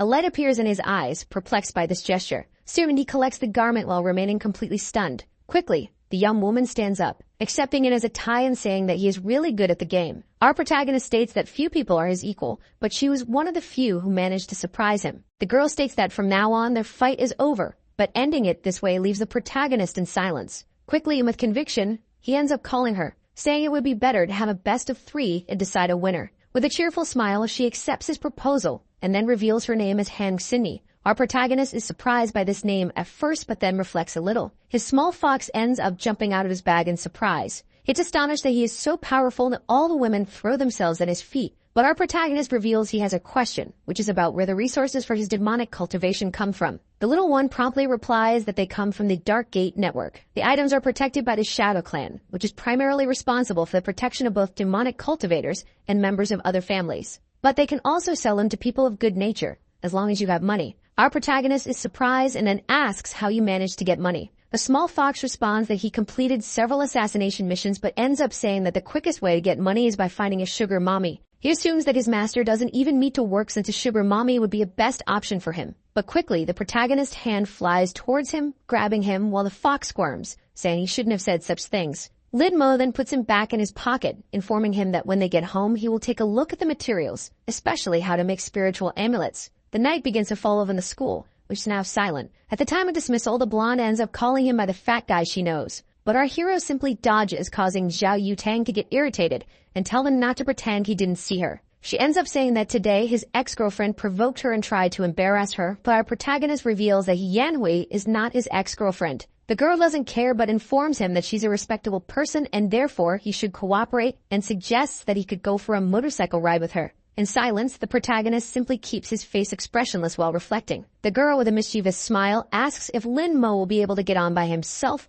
or if he'll meet her and carry him. When he agrees, they both go to the motorcycle and she calls him a good boy. Behind a lamppost, someone watches the blonde and curses her for going out with her precious Lin Mo. A shadowy voice ends up asking why she doesn't hypnotize him. But the younger one reveals that she wants the protagonist to willingly give himself to her body and soul. Soon both leave the school in a desperate rush. The protagonist notices this and says that Yu-Tang is going too far. With a mischievous smile, she says he's too naive for believing the words of a woman. In a broadly suggestive manner, the protagonist asks if she's really interested in him, leaving her blushing and confused. The motorcycle comes to a sudden skid stop. With a red face, she asks if she hasn't made it clear enough that she isn't interested in him, to which the protagonist asks if she really doesn't want him. The girl tries to refuse with all her might, and the protagonist just accepts, saying that they're just colleagues, so she shouldn't get too involved with him. Yude ends up revealing that there's a line of people wanting to be her boyfriend, and even so, if it weren't for the games, she would have never looked at the protagonist. In our young protagonist's pocket, the small fox thinks his master is truly surprising. He wonders when he placed that paper doll on her, and moreover,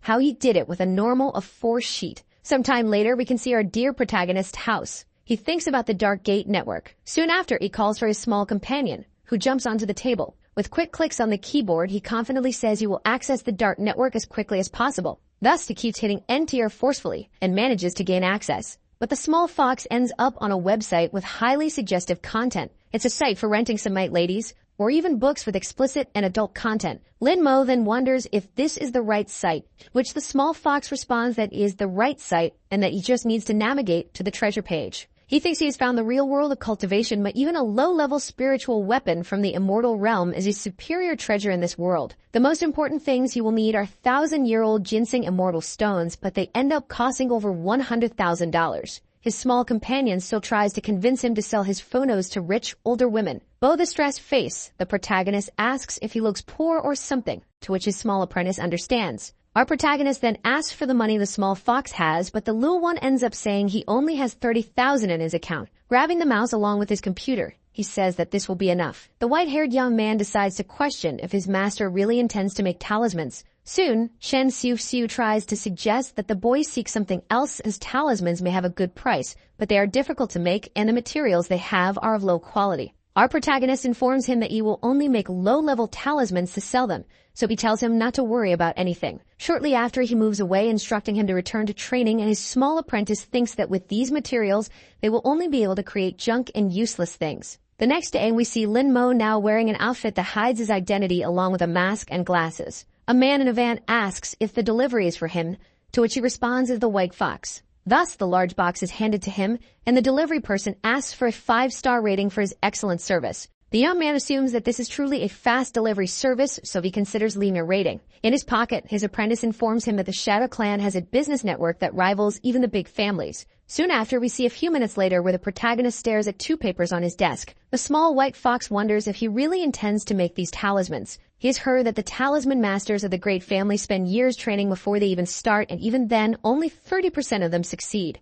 Our young protagonist sighs while closing his eyes. Shortly after, he begins drawing the symbols on the paper with extreme agility. Quickly, he announces he has finished the dragon talisman, which surprises the small fox. He thinks it's impossible for him to have drawn the symbols in an instant, and especially to have made 2 at the same time. He swears he saw a dragon appear out of nowhere. Our protagonist tells him to stop making noise, as these are low-quality talismans. Moreover, it's a pity that he only has enough spiritual power to make 2, and admits he needs to buy more spiritual stones. Soon after, Lin Mo goes to put these items up for sale and lists them for $500,000. But he's quickly surprised after posting, because the bids start rising anonymously but quickly. His companion informs him that talismans sell very well and that great cultivators and even ordinary people use them, which is why they are considered high quality. Soon our protagonist realizes that something might have happened with his paper doll. Observing closely through the doll's vision, he notices that the blonde is also on the dark network, looking at something strange. With eyes full of dark circles, she remarks that investigating a kid who went missing is really exhausting,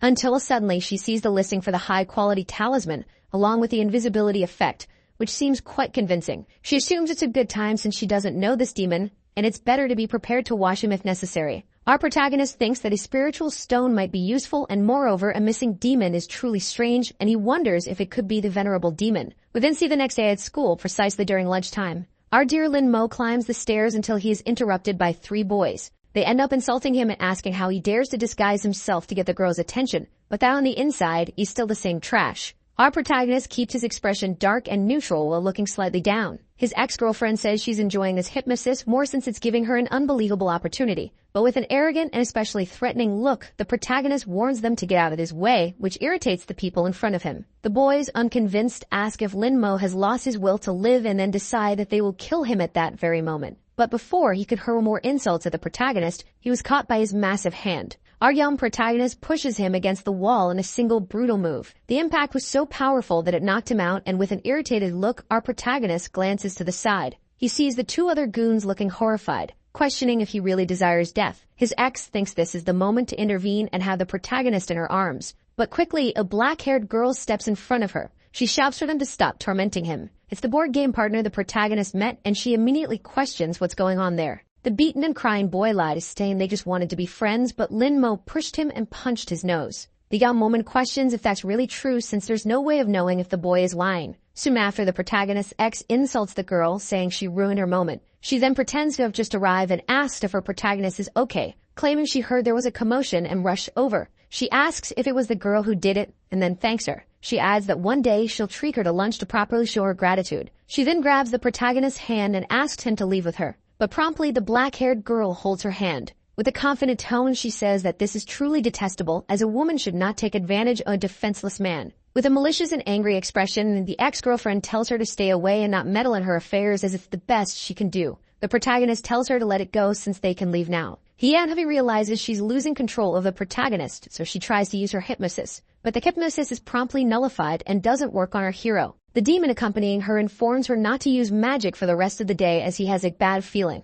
The black-haired girl states that she heard the younger girl had dumped the protagonist. She then walks past her, making her angry by saying she pities her. But the brown-haired girl stays rooted to the spot. Trembling with anger, she can only think of how unpleasant this girl is and calls the protagonist a shameless dog for not obeying her orders. Later, after classes, we see the protagonist arrive at his home. He is in front of the computer with his small companion, Ken Xiuxiu, that mentions that someone offered 2 spiritual stones and a lot of money, understanding that this person really knows how to do business. Our protagonist realizes the offer is from the blonde girl and wonders if she's a member of the Phoenix Group, adding that it could be a trap. Lin Mo comments that his companion had told him that the Phoenix Group was responsible for eliminating demonic cultivators, so there's no reason for them to be involved. But the small fox reveals that a trap isn't necessary as the Dark Gate Network already cleans his demonic cultivators daily with the help of the Phoenix Group. Then a small notification pops up on his computer. He notices that the chosen meeting point is Fengtong Station, a seemingly ordinary place. Even so, just to be safe, he goes disguised as usual. His small fox is perplexed, knowing that none of this is necessary as the site and the delivery are completely secure. The next day after classes, the protagonist successfully completes the delivery. He calculates that after the 200,000 commission in cash,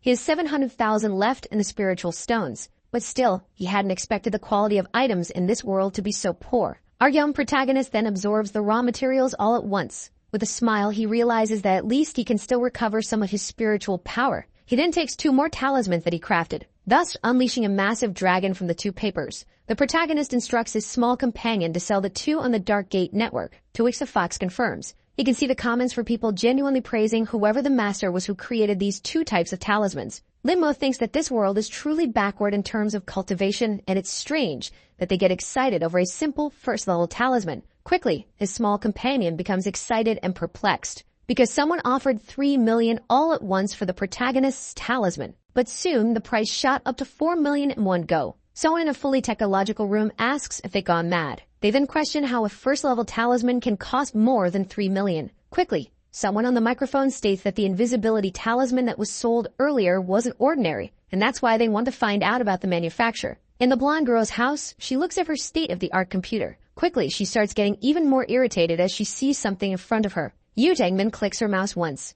thus adding another million to the talisman auction. Our protagonist simply watches the prices rise with his arms crossed. He had to cover his small companion's mouth so he wouldn't cause any disturbance. Quickly, the bid reached a peak of 15 million in cash. The comments are from people wanting to make an offer to the protagonist and especially asking if they can meet. Our young hero realizes that this is all dangerous, so he decides to disappear for a while since all the cultivators in this world will probably come after him. But at least he'll get something good out of it and decides to check on the progress of the blonde girl who was betting in the auction. Sometime later, we see the girl's house. Our protagonist notices that she's still investigating the disappearance of the boys, all of them being virgins, and it seems to have something to do with the Demon King. Looking at the screen, he notices that Yu-Tang is conducting real-time surveillance, but at the same time, our boy feels a bit uncomfortable with it, as he didn't know she was into this kind of thing. She becomes tense upon seeing such ugliness on her computer screen and ends up slamming the table, saying that the boy is horrible and that not even his hairstyle can save him. The horrendous person then decides to search the internet for something, looking for tips to look better in photos.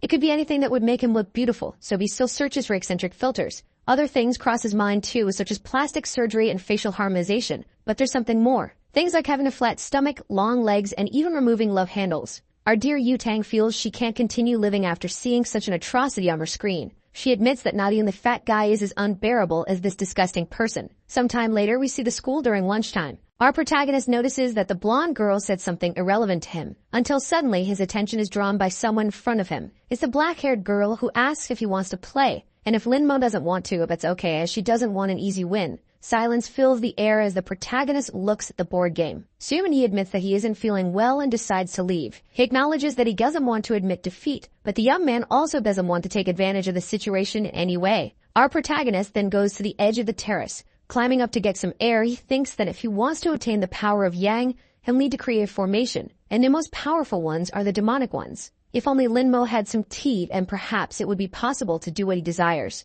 The girl warns him not to accidentally fall, to which he just smiles. Our protagonist then walks toward her, humming softly. But Hianhui, who had been watching everything secretly, becomes even more irritated. Soon, our hero is stopped as he's leaving the terrace. It's the brown-haired girl who is extremely angry at him. Our young protagonist promptly asks what's wrong with her, to which she tries to speak with a dark expression on her face. But Han Xinyi, who is with the protagonist, tells her to stop bothering him. Then the younger brown-haired girl tells Han Xinyi not to dare touch her man, as he belongs to her down to his nails and teeth. Hianhui turns and tells the girl to just wait and she'll see her painful death. Linmo watches her leave, wondering to himself when he became hers. Sometime later, as night falls, we see the protagonist's ex-girlfriend's house. As she takes a stressed-out shower, Yanhui thinks and admits that she underestimated our hero. She thinks she should have pursued him from the very beginning, but she assumes that this time he will belong to her completely, without any hesitation. With a psychotic expression, the girl decides she will hypnotize him tonight to make the boy her obedient pet from now on. Her aura spreads through the air until it reaches the protagonist's house. The purple energy approaches him while he is having his morning baby sleep, but a barrier formed from his energy manages to hold back all this negative impact. His small companion wakes up and notices something happen, wondering what could have caused such torment while he slept. Quickly, Linmo realizes it's a remote hypnosis technique and admits he never thought anyone in this world would use something like that to hypnotize this emperor. The next day, we see our protagonist's school. The brown-haired girl stands in front of him, blocking and preventing his path. She tells him that tonight he will get ready and come to her house. With eyes full of malice, she can only imagine the taste of his lips and becomes even more anxious for the night to arrive. But then she takes on a psychotic expression, thinking she has successfully hypnotized Linmo and assumes he will be obedient. On the other hand, our protagonist continues walking calmly, smiling as he realizes that it was her who tried to hypnotize him the previous night. It is then revealed that our hero managed to attach a paper doll to the girl's back. His consciousness was already linked to the small doll that smiled at our protagonist. We then see him later in the classroom, until suddenly, something catches his attention. It's the paper doll on his ex's body, which has just vanished. The reason for its disappearance was that the brown-haired girl herself discovered the small observer attached to her. She then incinerates it with her demonic purple flames. Her demon tells her she's pathetic for not noticing she was being watched. With sweat on her face and tense, Yanhui wonders who could be suspicious enough to need to monitor her. Her companion then informs her that whoever it is, it doesn't matter, as she cannot let this person ruin her plan. After school, as the afternoon begins to fall, we see our protagonist walking out thinking that whoever destroyed the paper doll might be connected to the venerable demon. But since there are so many cultivators in this world, he cannot act hastily, and it may be necessary for him to seek out the Phoenix group. If his calculations are correct, the blonde girl should pass by at that exact moment. In this world, the act he's about to commit has a very specific name. It's called fraud. The girl is suddenly startled when she realizes she has run over the protagonist. The blonde quickly stops her motorcycle as our boy crashes to the ground from the previous impact. She asks why he crossed without looking both ways. Holding him in her arms, she asks if he's okay and says she'll take him to the hospital. But with empty eyes, the boy just stands up, leaving her confused. With a mischievous smile, Linmo admits he has learned to be bad in this world he finds himself in. The blonde wonders what's wrong with him and even tries to pull him back. But the protagonist reveals that he's going to his ex-girlfriend's house tonight because she's expecting him for a special night. She is shocked by such a statement, since she knows that's not in his character. Suddenly, surprise shows on her face as she realizes something more. She tries to call the protagonist back, telling him to return to his senses, but he walks past her, leaving her completely stunned. Yutang wonders if the fat guy was really hypnotized. She then makes a gesture with her hands to break the spell. She draws a star in the air using her fingers, resting her hand on the boy's forehead. The shine in his eyes, which had vanished before, starts to reappear little by little, but quickly fades again. She realizes it had no effect and questions whether the person who cast this spell is really that powerful. Soon the blonde beauty decides to use the Phantom Redemption Seal, applying a heavy magical palm to the forehead of our protagonist. This brings him back to his previous state of mind, which he had clearly been pretending. With his hand on his face, he asks what's happening and why he's there. The blonde says she was about to ask him that and questions whether by any chance Lin Mo had met up with his ex-girlfriend. He admits he did but asks what it matters, as she's going to see her fiancé. Completely flustered, the girl says that he had appeared in front of her and was hit by her motorcycle, so he should follow her to the hospital. Yutang wonders how our hero can say that after being hit, but she says she doesn't want to, and if she feels guilty, she can pay his medical expenses later. The girl grabs him by the collar, leaving him completely agonized. She then rubs a piece of paper in his face, saying she'll write him a check because she doesn't want to worry about a lawsuit from him in the future. She tells him to spend it on whatever he wants but warns him not to use it against her in the future or he will regret it. Our dear Lin Mo wonders if writing a few thousand zeros will be enough to exchange for a few hundred spiritual storages. The girl then speeds off on her motorcycle. Yutang tells someone over her helmet communicator that she needs all the information on the protagonist's ex-girlfriend as she's a suspect, which the person confirms. Soon, she arrives at the house of the girl who was once interested in our protagonist. Removing her helmet gracefully, she extends her hand, which bears a special ring. Then she releases her magical sword at once. She proceeds to make dozens of cuts on the doorknob to open the door. The cuts are so precise that the door itself falls, but the doorknob remains attached in the shape of the door. She walks in, seeing some family photos.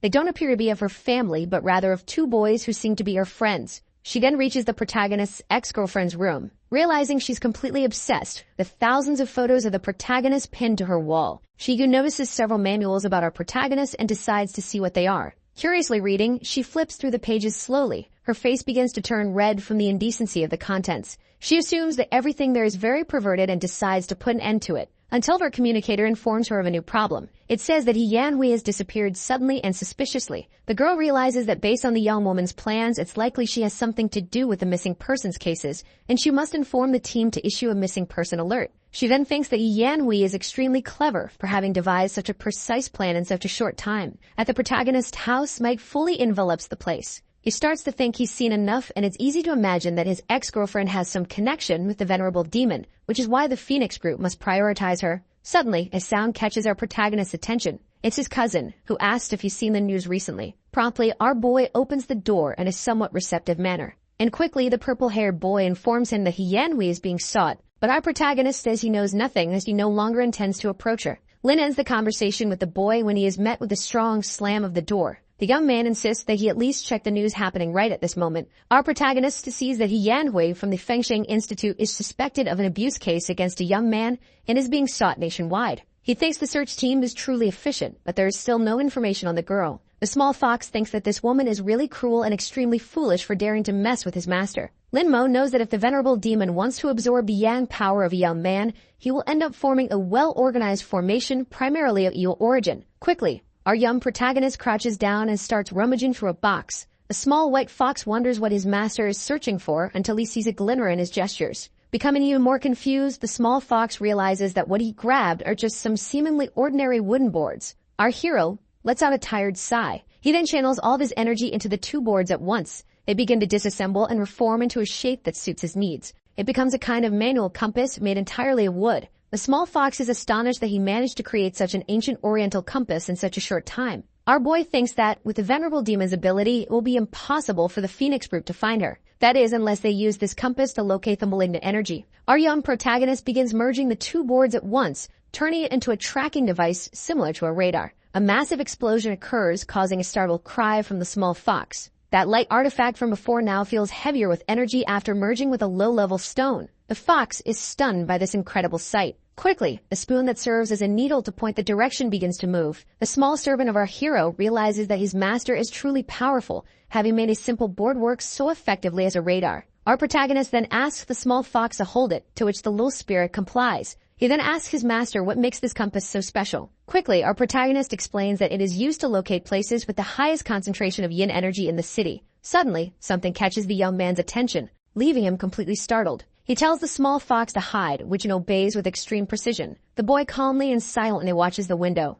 until the blonde girl appears with a funny expression, leaving him slightly confused. She pulls an excited and strange expression, making him feel completely uncomfortable. With his phone in hand, the young man quickly considers calling the police, to which she responds by telling him to open the window and not to do anything inappropriate. She apologizes for what she did, saying it was necessary. Our protagonist promptly asks what she's doing in a place like that, to which the girl tells him not to say nonsense and asks where he was injured. Our hero thinks that Yu-Tang is suspicious of him, but by sheer luck he hasn't healed yet, so the injuries and scars are still on his body. He shows her his wound on his arm and also reveals another on his leg. Quickly, the girl lifts his pant leg in an indecent manner, revealing the minor wound. Completely flustered and embarrassed, he asks what she's doing, but Yu-Tang insists she's just cleaning the wounds. Otherwise, she'll be responsible for the scars that will remain if she doesn't. She thinks that this guy who used to be chubby really has the most beautiful legs she has ever seen. His fox shouts in his mind that his master offered his arm and she went straight for his legs, clearly taking advantage of him. Our protagonist pulls his pant leg back down and says he didn't imagine someone like Yu-Tang would come over for such a trivial reason. But the girl reveals she has a question, which is about him being one of the last people to have seen Yanhui,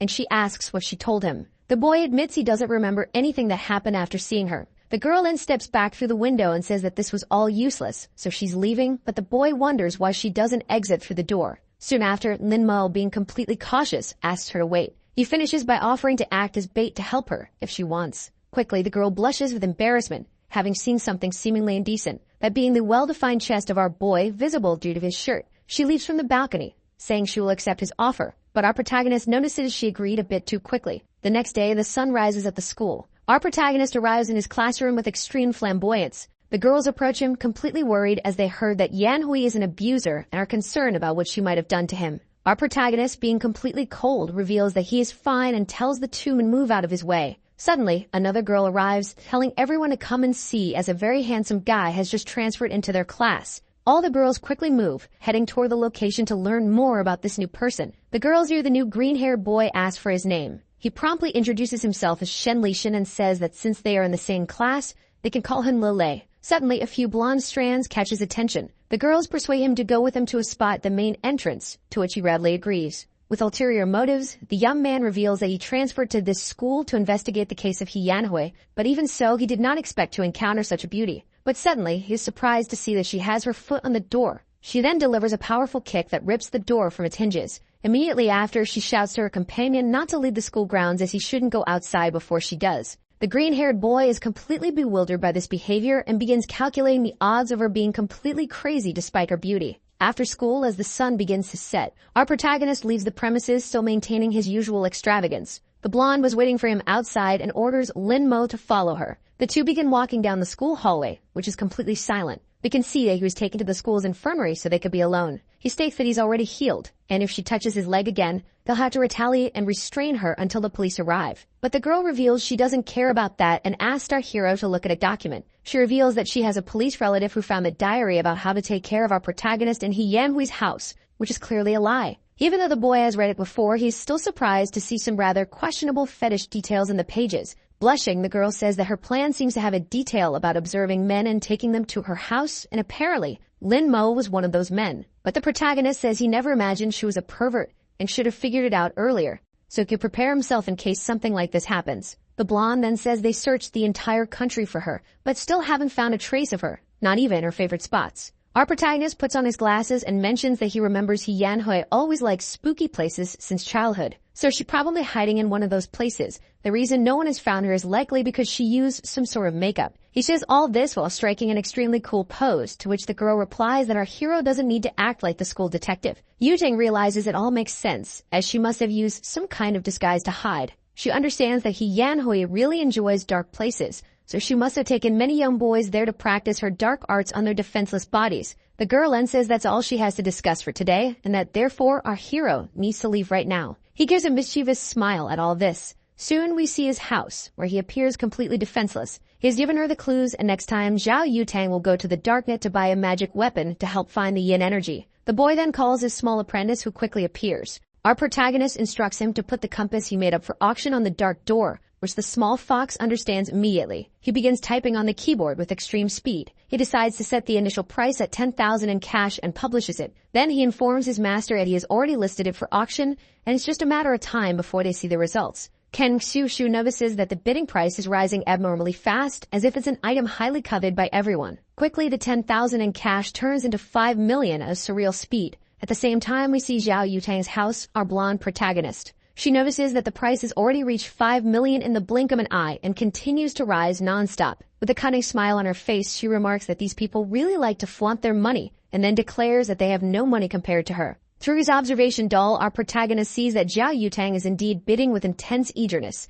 It seems that she is likely to win the item and as a result will be able to track down the ex-girlfriend of our dear protagonist. Quickly, the price reaches the astonishing mark of 10 million. The small fox realizes that this is an unbelievable result achieved in mere seconds and wonders how many married women have that much money. We then see, a day later, the blonde meeting with several other women and an elderly woman with a cane. She reveals that the place with the highest concentration of yin is exactly here. The old woman thinks out loud, saying that this is a great treasure pointing hundreds of miles away and reveals the strongest yin energy, so it must be very rare. Our girl notices that this expert has been specially invited by the group to assist in this mission, and that it's not easy to receive praise from this woman. Drawing her cane, the old lady reveals a weapon and then declares that she will explore the path ahead, instructing the others to wait there. As the elderly woman approaches, a massive green, demonic hand suddenly appears in front of her. A gigantic explosion occurs, a result of a special attack the woman used at the right moment before being struck. Our protagonist, seeing everything through his paper doll, can only feel tense about the situation. He recalls that there wasn't a way to break the formation and that it might be some modern weapon she pulled from her ring. He realizes that this is something unprecedented in this world and concludes that it is incredible, something he never imagined. Suddenly, his wall shatters as an extremely muscular woman bursts in while carrying his cousin. Our young hero is shocked as he notices the woman emanates a strange green and malignant aura. The small fox calls out to his master, saying that this woman also broke the protagonist's cousin. Lin Mo acknowledges this and asks the small fox not to move as he had already anticipated this, knowing that there are some things one cannot do. It appears that Yanhui hypnotized them to attempt to kidnap him, but since the Phoenix group is still fighting, it's unlikely his ex would exert herself to come personally. As the fist comes towards him, he keeps in mind that there might be more to all of this. It could be a trap set by Yanhui to capture the Phoenix group while kidnapping him. All he has to do is wait for Yanhui to regret it, and fortunately, he was able to use his aura to protect his body and stay conscious. The woman ends up taking both cousins to a white van waiting outside suspiciously. She throws them inside the vehicle with bags over their heads, doing so abruptly and violently. She then drives away, cruising through the streets without the slightest concern. Soon, the woman reaches an abandoned factory, where the protagonist's ex is likely hiding. She removes the bag from our hero's head. Sadistically, she is surprised that it is him, clearly putting on a front. She asks if he is surprised to see her again in this place. With a sly smile, Lin Mo admits he is indeed surprised, insulting her in the process. She becomes extremely annoyed by the arrogant tone carried in his words. Throwing the boy against the wall, she can only assume he has a big, bold mouth to speak to her like that. Lin Mo advises her not to get any closer. Unbuttoning her shirt, she says he's still pretending to be arrogant and wonders if it was Zhao Yutang or Han Shinyi who took his virginity. Her demon informs her that the blonde has broken the formation and is quickly heading their way, so it's best for Yanhui to hurry up and get the job done. With a malicious smile and a wicked expression, she agrees, saying it's true since the Emperor is waiting for her next special move. She declares that the protagonist should stay there and wait, as she will return after they have tested the Emperor. Our boy becomes tense at the possibility that the demonic sword or the venerable demon might be communicating internally with the girl. In a dark cell where water drips, we see, sometime later, the protagonist's cousin sleeping peacefully, even in such a situation. Her cousin wakes up in a panic, pleading not to be killed or abused. Looking around, he begs to be spared from this cruel fate and, above all, wonders where he is. Elsewhere, we see the crater created by the old woman who broke the formation. Everyone gathers to see the massive sight. The blonde realizes that Yanhui was indeed clever enough to use this formation to turn the place into a point of extreme yin concentration. Now they must follow the next direction the compass points to, so they can arrive in time, as the people there might already be dead. A green demon appears, laughing, and asks where the women think they're going. Suddenly, a huge explosion occurs, throwing everyone backward. Laughing maliciously, the flame-covered demon declares that everyone there will die without any demands. Then see the forest where the demon was summoned. Antir, calmly grazing in the lush, life-filled area, senses something. This action briefly startles it. A gigantic explosion of green energy shatters the ground. Smoke begins to spread along with that colossal and terrifying aura. The demon, summoning multiple blades, claims that none of them will escape his wrath. His attacks are aimed at the blonde as he shouts for her to go to hell, laughing all the while. As the attacks close in, the old woman shields the girl before she's hit. The elder declares that she will handle the demon while the others escort Miss Zhao away, as her life is too valuable to be lost to this phantom. The hot-headed spirit asks if she really plans to defeat him alone. He reiterates that no one will leave there alive, forming several seals with his many arms. He shouts, threatening that he will bury them all there that day and forms a formation. The seal crashes down on the spot where everyone is gathered. The old woman quickly recognizes it as the Soul Devourer formation. She shouts for everyone to use their auras to protect their bodies. One of the women doesn't have enough time and begins to feel her body burning, screaming in agony. Her cries echo as her life fades, along with her skin and flesh. The blonde is shocked and horrified by the evil scene that unfolds before her eyes. She pulls out a special bow from her storage ring, along with an arrow made entirely of energy. Drawing the string, she mutters that this is a unique situation and she'll need to use ranged attacks. She announces her intention to aim for the demon's face in order to escape. Her aura arrow magically alters its trajectory. It strikes the demonic face with great precision, accompanied by a large explosion. Even so, the demon declares that it's nothing compared to his immense power. The elder states that her life energy and magic are severely weakened due to the formation, so they won't be able to cause any damage to him. Soon, the spirit begins to inflate his mouth with something. It is a thick, dense smoke. Zhao Yutang realizes that the spirit is resurrecting the corpses. Her former companion begins to move in a zombie-like and eerie manner. But with extreme agility, the zombie lunges at her. With quick thinking, the blonde draws something from her storage ring. It is a sword, which she uses to slice the zombified woman in half. The elder then states that she will control the poisonous gas and that the girl must deal with the blood puppets as soon as possible. She also reveals that there is no salvation for any of her companions. But from the blonde's perspective, she sees the remorse in part of the faces of those she once called friends. Even so, the swift slash of her sword, she is able to defeat the monster. But with another adversary present, she decides to execute a maneuver in the air to finish it off. Unexpectedly, Yutang hears that dead body calling her name. She hesitates, unsure whether to strike her former friend who seems to have regained consciousness. But it was all in her head, as the monster still attacks, tearing a part of her abdomen with a single blow. The blonde can only cough up blood and regain her senses due to the damage. She grabs her weapon with more determination and ferocity. She then performs an X-shaped slash to end the fight. Even so, her wound is very severe. With blood dripping from her mouth and abdomen, she can only collapse to the ground. Her weapon dissolves into the wind along with the rain as she chokes on her own blood.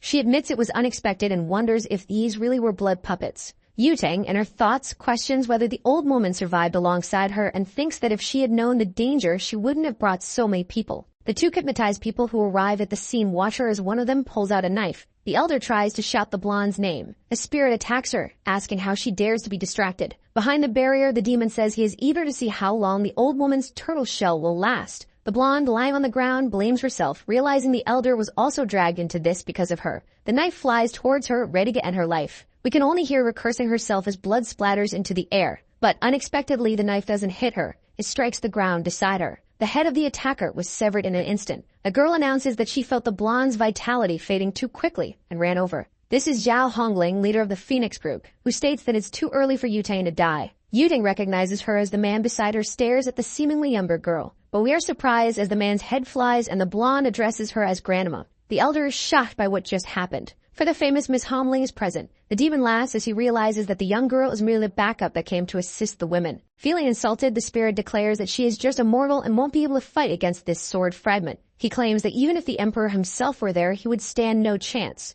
Quickly, the mouth of the insolent spirit is shut by the attack of the childlike elder. She undoes the formation made by the ghostly face. The blonde realizes that a single strike was enough and acknowledges that her grandmother is truly incredible. The younger-looking elder then tells her granddaughter that if she had attacked from the start, she wouldn't have been injured like this. She extends a medicine, instructing her to drink it quickly. The girl complies and then asks her grandmother if she can locate her missing companion. The elder states that their target is the protagonist and that he must be saved.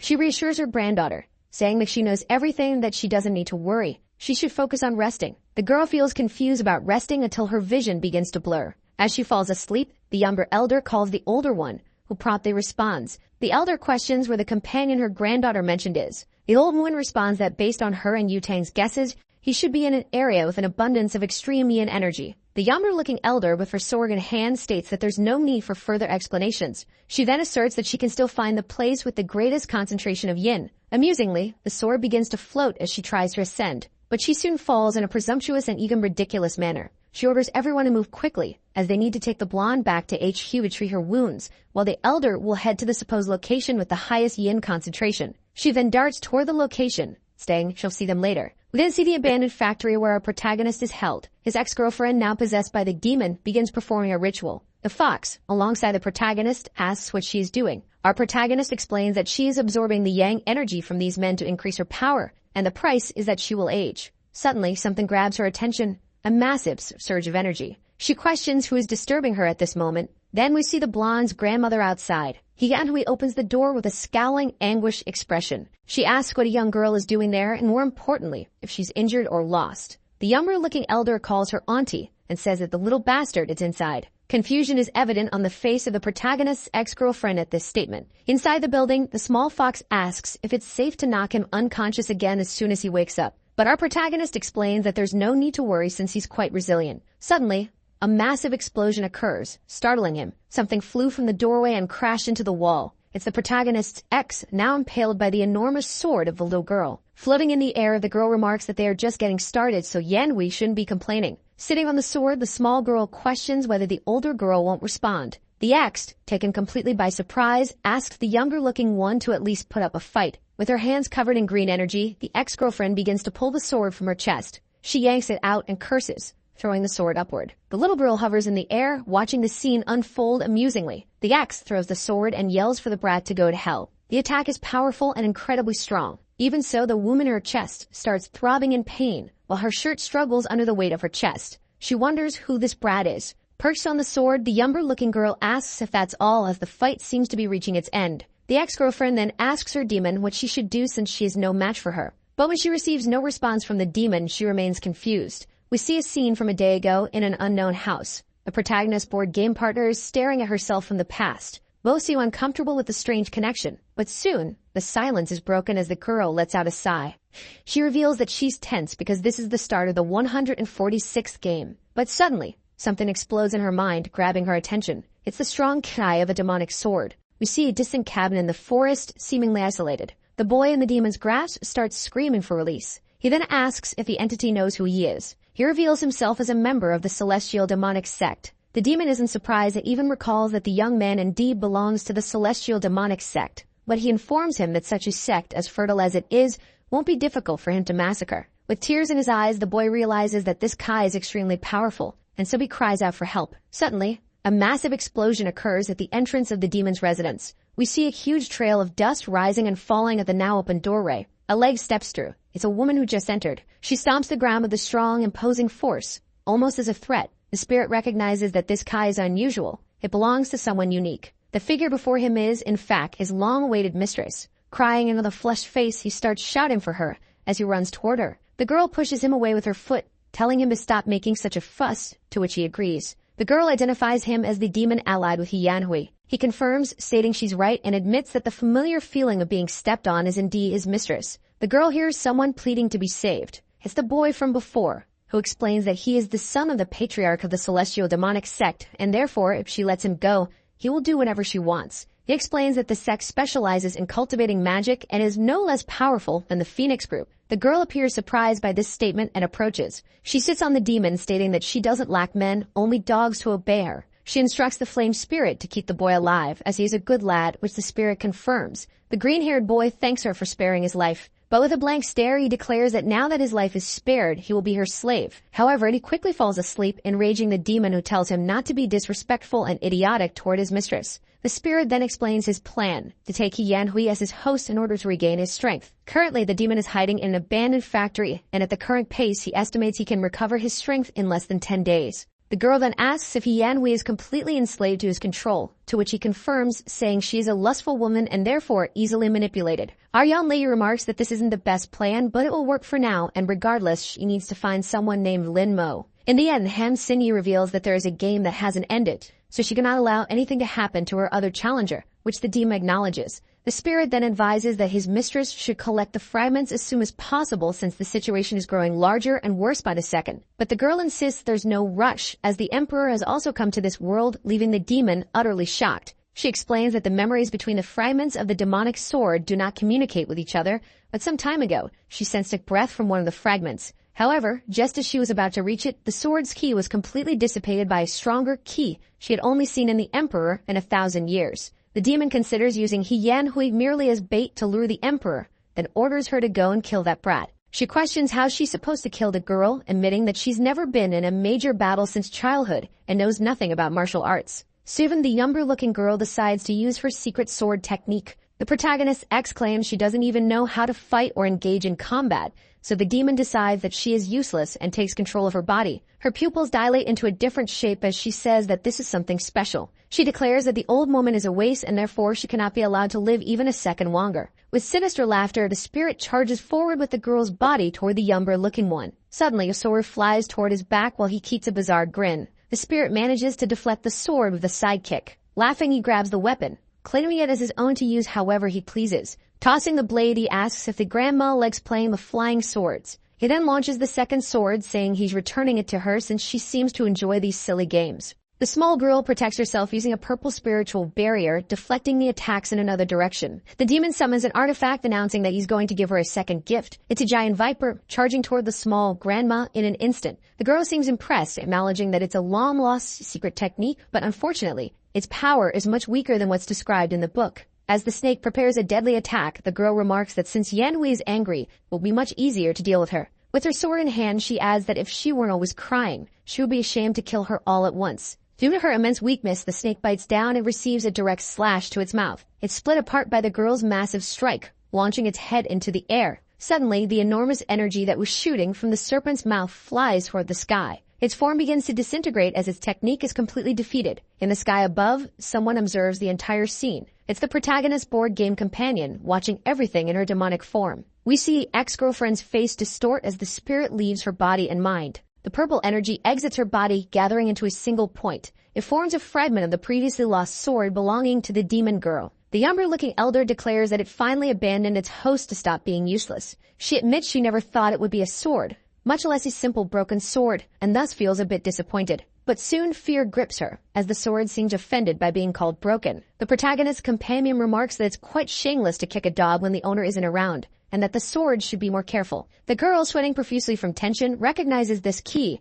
as belonging to a high-level underworld demon. Her breathing begins to falter and catch in her throat as she feels the overwhelming pressure. Slowly turning her face, she witnesses this terrifying scene. She struggles to regain her breath, feeling suffocated by the sheer power disparity. Staring up at the girl above her, the elder can only tremble at the frightening sight. The horned girl taunts her, saying she's shameless for daring to stare at her so boldly. Suddenly, with incredible speed, the demoness vanishes from above the elder. Holding her sword, she remarks that it's no wonder she was so hard to find since her Kai was being suppressed by the seemingly older girl. The elder attempts to use her purple energy to fend off the attack and defeat the demon girl. She uses the 8th level Taoist sealing technique, causing pink bands to start wrapping around the demoness's face and body. But through those bands, a clear look of menace is visible, one that belongs to someone vastly superior to that technique. As the spell nears completion, the bands begin to change to a deep orange hue. The nails anchor into the ground, finalizing the invocation of her sealing technique. The elder uses the power of the body she possesses to borrow the 10,000 talismans of the 8 directions.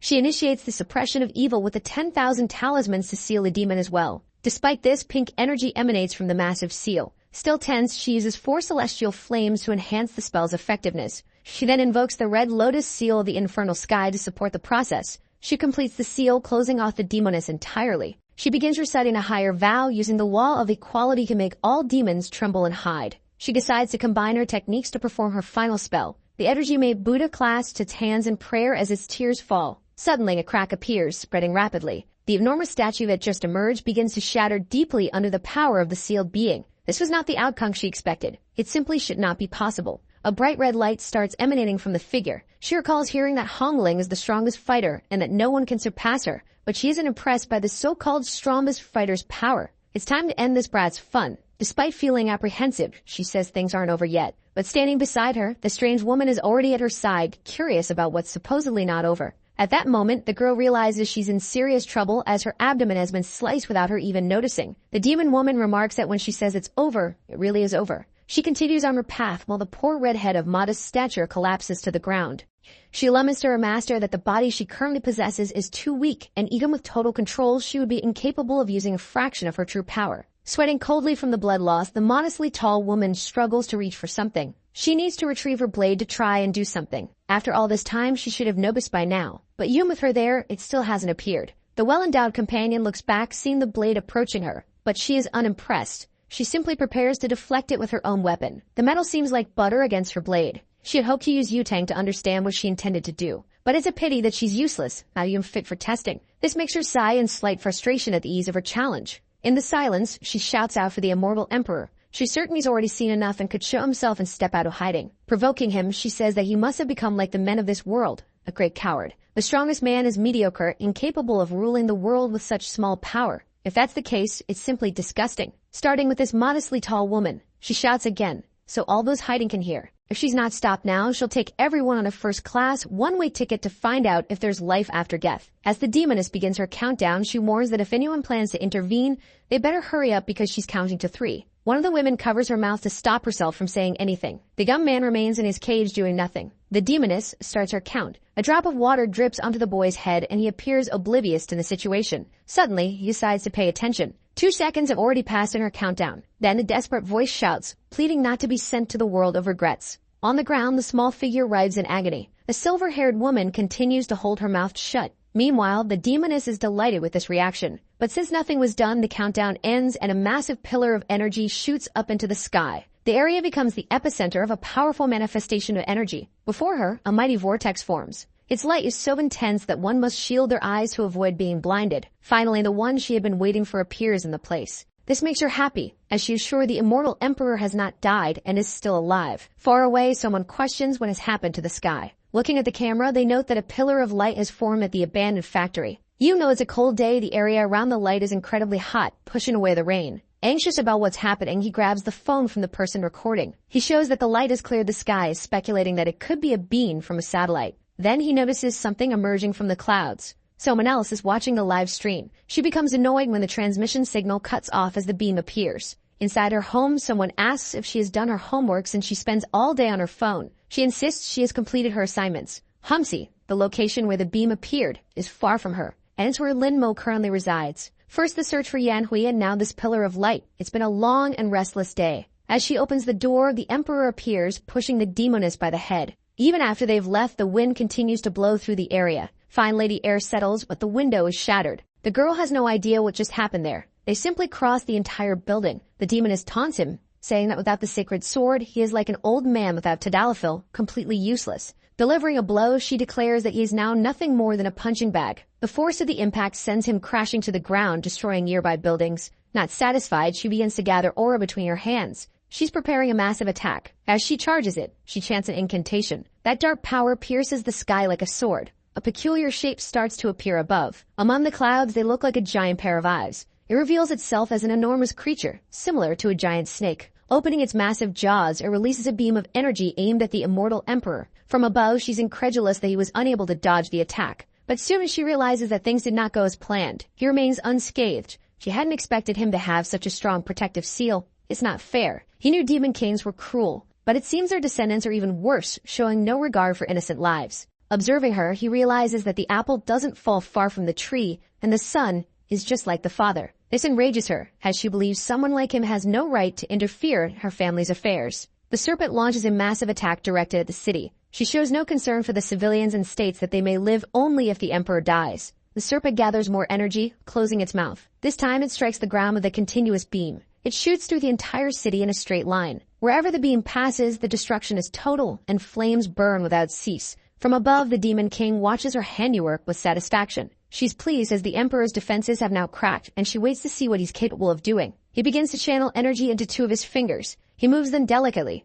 To her surprise, this movement is familiar and she recognizes it. It's a sword technique. As she realizes this, the serpent is already struck. Then, as she looks at the creature, she notices the severe damage. Finally, after some time, the emperor wields a sword. Now it's with him. It's a good embryo, and it was worth the wait. She realizes that he placed a charm on the sword when she wasn't looking, forcing her to reveal her weakness. But his plan would only work if he could wield the trash in his hands. Creating a circle with the sword, he prepares a technique. He then brings the sword down, performing a slash. It's a secret technique, the refinement of the divine flame. She feels satisfied, as he always has something new to show. An intense clash of energies occurs between them. The two begin to collide at incredible speed in the sky. Quickly reacting, the demon queen catches him off guard. After several attacks, she manages to land a slash on him. Even so, he smiles as he had finally arrived, just slower than the sword. Then the figure representing him vanishes and rays of light emerge from it. Realizing that the figure was burned, she understands it was a clone, that she doesn't know what passed through it. A small paper doll suddenly appears in front of her, completely pierced.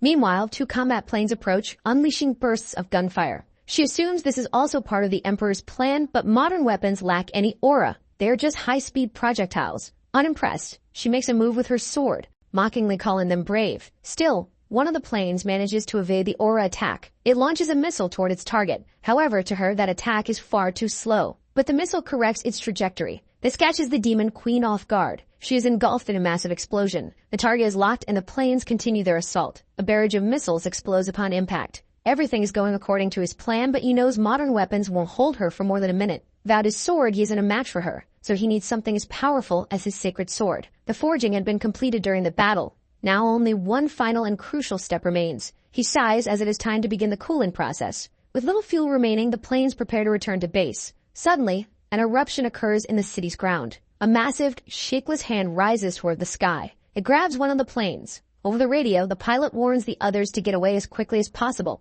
The other plane attempts to evade the hand, but is struck as the hand uses its companion as a weapon. An eyeless creature appears, roaring furiously. The creature is colossal, dwarfing the nearby buildings. From above, the demon queen declares that this is what happens when they interfere in her fight. Now they all must die. Someone informs her that the beast is a roaming source of spiritual energy, a perfect opportunity to eliminate the emperor before he completes his plan. But from above, something catches her attention. It distracts her, drawing her focus. A small child is crying, searching for his father. As he cries, he says he's very scared. While he shouts for his father, one of the creature's claws moves toward him. It's only a moment away from turning him into a splatter. The demon queen watches closely. The little boy continues crying, unaware that he's about to become a sandwich filling. This scene makes her close her eyes as she recalls something. She remembers when she was also small, searching for her father. With all the destruction, the city is in chaos and all the exits are blocked. In the middle of the traffic, a call goes unanswered. The man says his wife never answers, even when it's important. Unfortunately, they can't get a phone signal. But through the news, they learn that the monster that had appeared in the city center has vanished suddenly. Inside the car, the man worries about the rain that has begun to fall. His daughter mentions that the news had predicted no rain for that day. Beside the bridge, a massive cyclone is forming, gathering water into its body. Some curious onlookers get out of their cars to film it, completely disconnected from the reality and the risk it poses.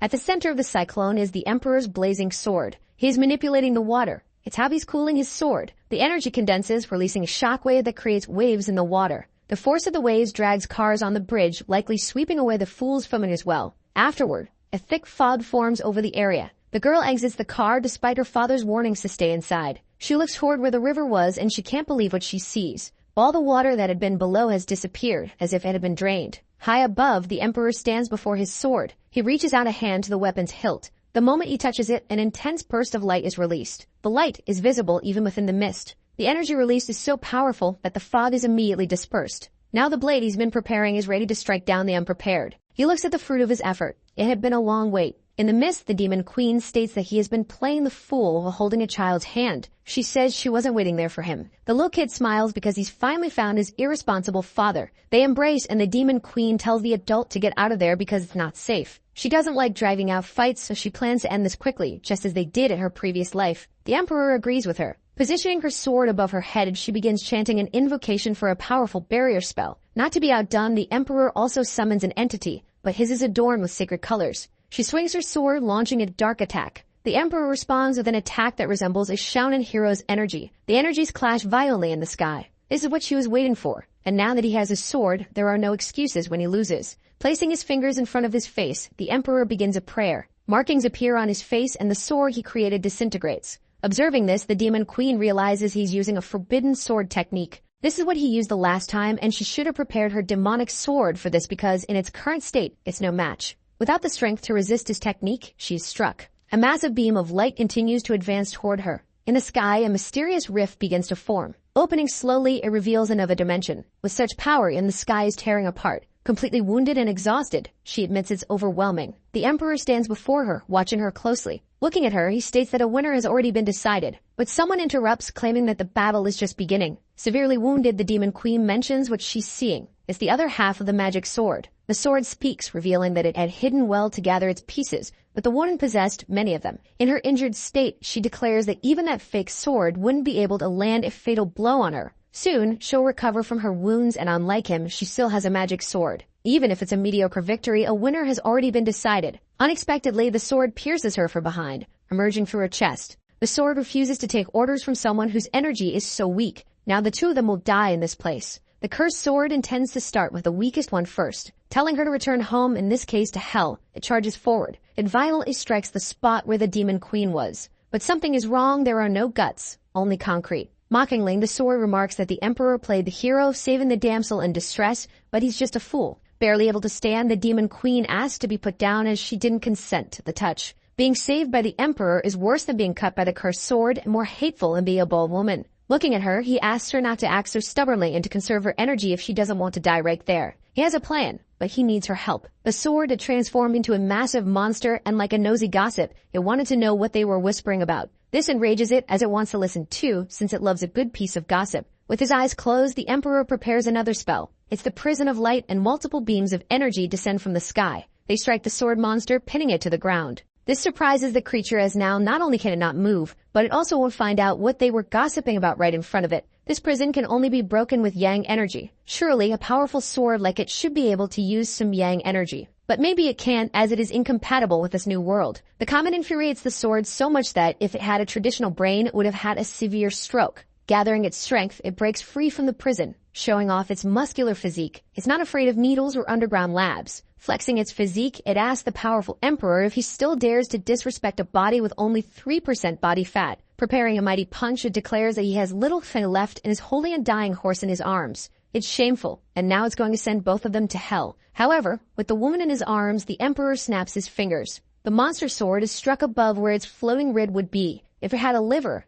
and were an alcoholic, it would have been fatal. Realizing the extensive damage, it wonders how it was possible. It seems it really was an alcoholic. Having gathered all the fragments, its peace must be within this enhanced body as well. The emperor had transformed that fragment into bait after refining it. It was his trump card against the demon queen, but he ended up using it against the sword. The monster panics as its yang energy drains away and its well-maintained physique fades, leaving its veins empty. Now it's time for the demon queen to do her part. To the sword's displeasure, she begins absorbing its energy. Returning to its thin and frail state, the sword is desperate, as it longs to regain its former physique. With a crack appearing on its blade, it curses them both. She was right. The yang power sealed within the sword still remains in his body. Now is the time for them to settle their differences. A massive tongue falls in front of them. It's the beast of chaos, and the sword rejoices, believing that the gods haven't abandoned it. Pleased, it wishes the two of them good luck in dealing with this monstrous creature now. Looking at the emperor, she says she's done her part as agreed, and now she wants to know the next step. He looks up the sky carefully. The next step is to fix the crack in the sky. But she's a demon. She's only learned destruction techniques. Repair is not her forte. He releases her, telling her she can leave as he can handle it alone. He just asks her to remember what she promised him. Faced with the problem, he brings his hands together and his eyes begin to glow.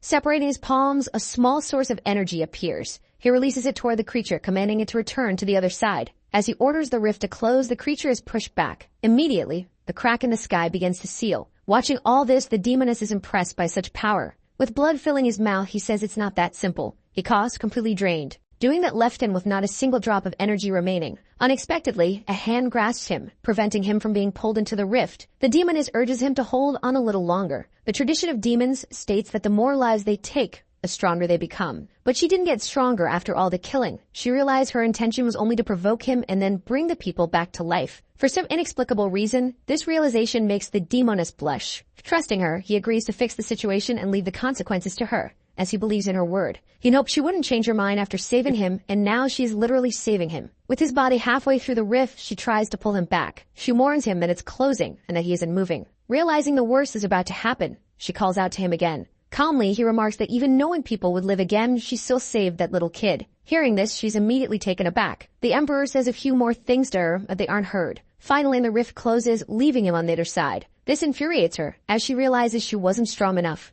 until she notices something unusual nearby. A small flame doll rests in her hand. As the sun sets, she sits atop a building. Thoughtfully, she looks at what the emperor left for her. It makes her sigh, feeling a bit disappointed. Raising her hand high, she begins to gather a large amount of energy. From the enormous sphere, multiple beams begin to shoot out across the city. The intense glow reflects on her face. But as the sphere diminishes, the light fades as well. Once the energy dissipates, she coughs heavily, weakened by what she did. Resurrecting one person costs 100 years of cultivation, and all those people required much more. Finally, she had done everything she promised. The doll she receives starts to disintegrate in the sky. As this happens, she remembers the immortal emperor. especially when she lay dying in his arms. For some reason, she felt her cheeks flush from what he had said to her. She can't seem to get that gray-haired figure out of her mind. All she can think about is his face. Now she remembers him with a special fondness. The woman lies in bed, sleeping like a log. In her head, she thinks about how the woman with red eyes is a demon and that no one should mess with her. A demon hands her a sword to kill the spy of the immortals, who had already slain many of her kind. But she's just a child. The adult urges her to complete the task quickly. Her hands tremble with hesitation. Growing impatient, the adult pushes her. Thus, the blade pierces the prisoner's stomach. It's too much for her to handle, as she's only a child. The adult tells her that this gentleness is a weakness that will one day come back to haunt her. Gradually, the dream shifts. It's she who should reconsider her thoughts on this matter. Now her eyes fall upon something else. The immortal emperor is being pulled into the rift. She just wants him to shut up and try harder to be saved. But he mentions what she did with the lost child. Those words torment her, and she begs him to be quiet. But the emperor only responds with a slight smile. He knew she wasn't a good person, but he didn't expect her to not be entirely bad either. After this intense, troubled dream, she rises from her bed. Her hands clutch the sheets as she feels shaken. At a large table, a shadowy woman recounts the events of the past week. The two fought and destroyed half the city, and a clash of swords even tore through the sky. In the end, some unknown force brought back everyone who had died, but they can't expect that to happen again. One person suggests they might as well sit and wait for death if they trust these clowns.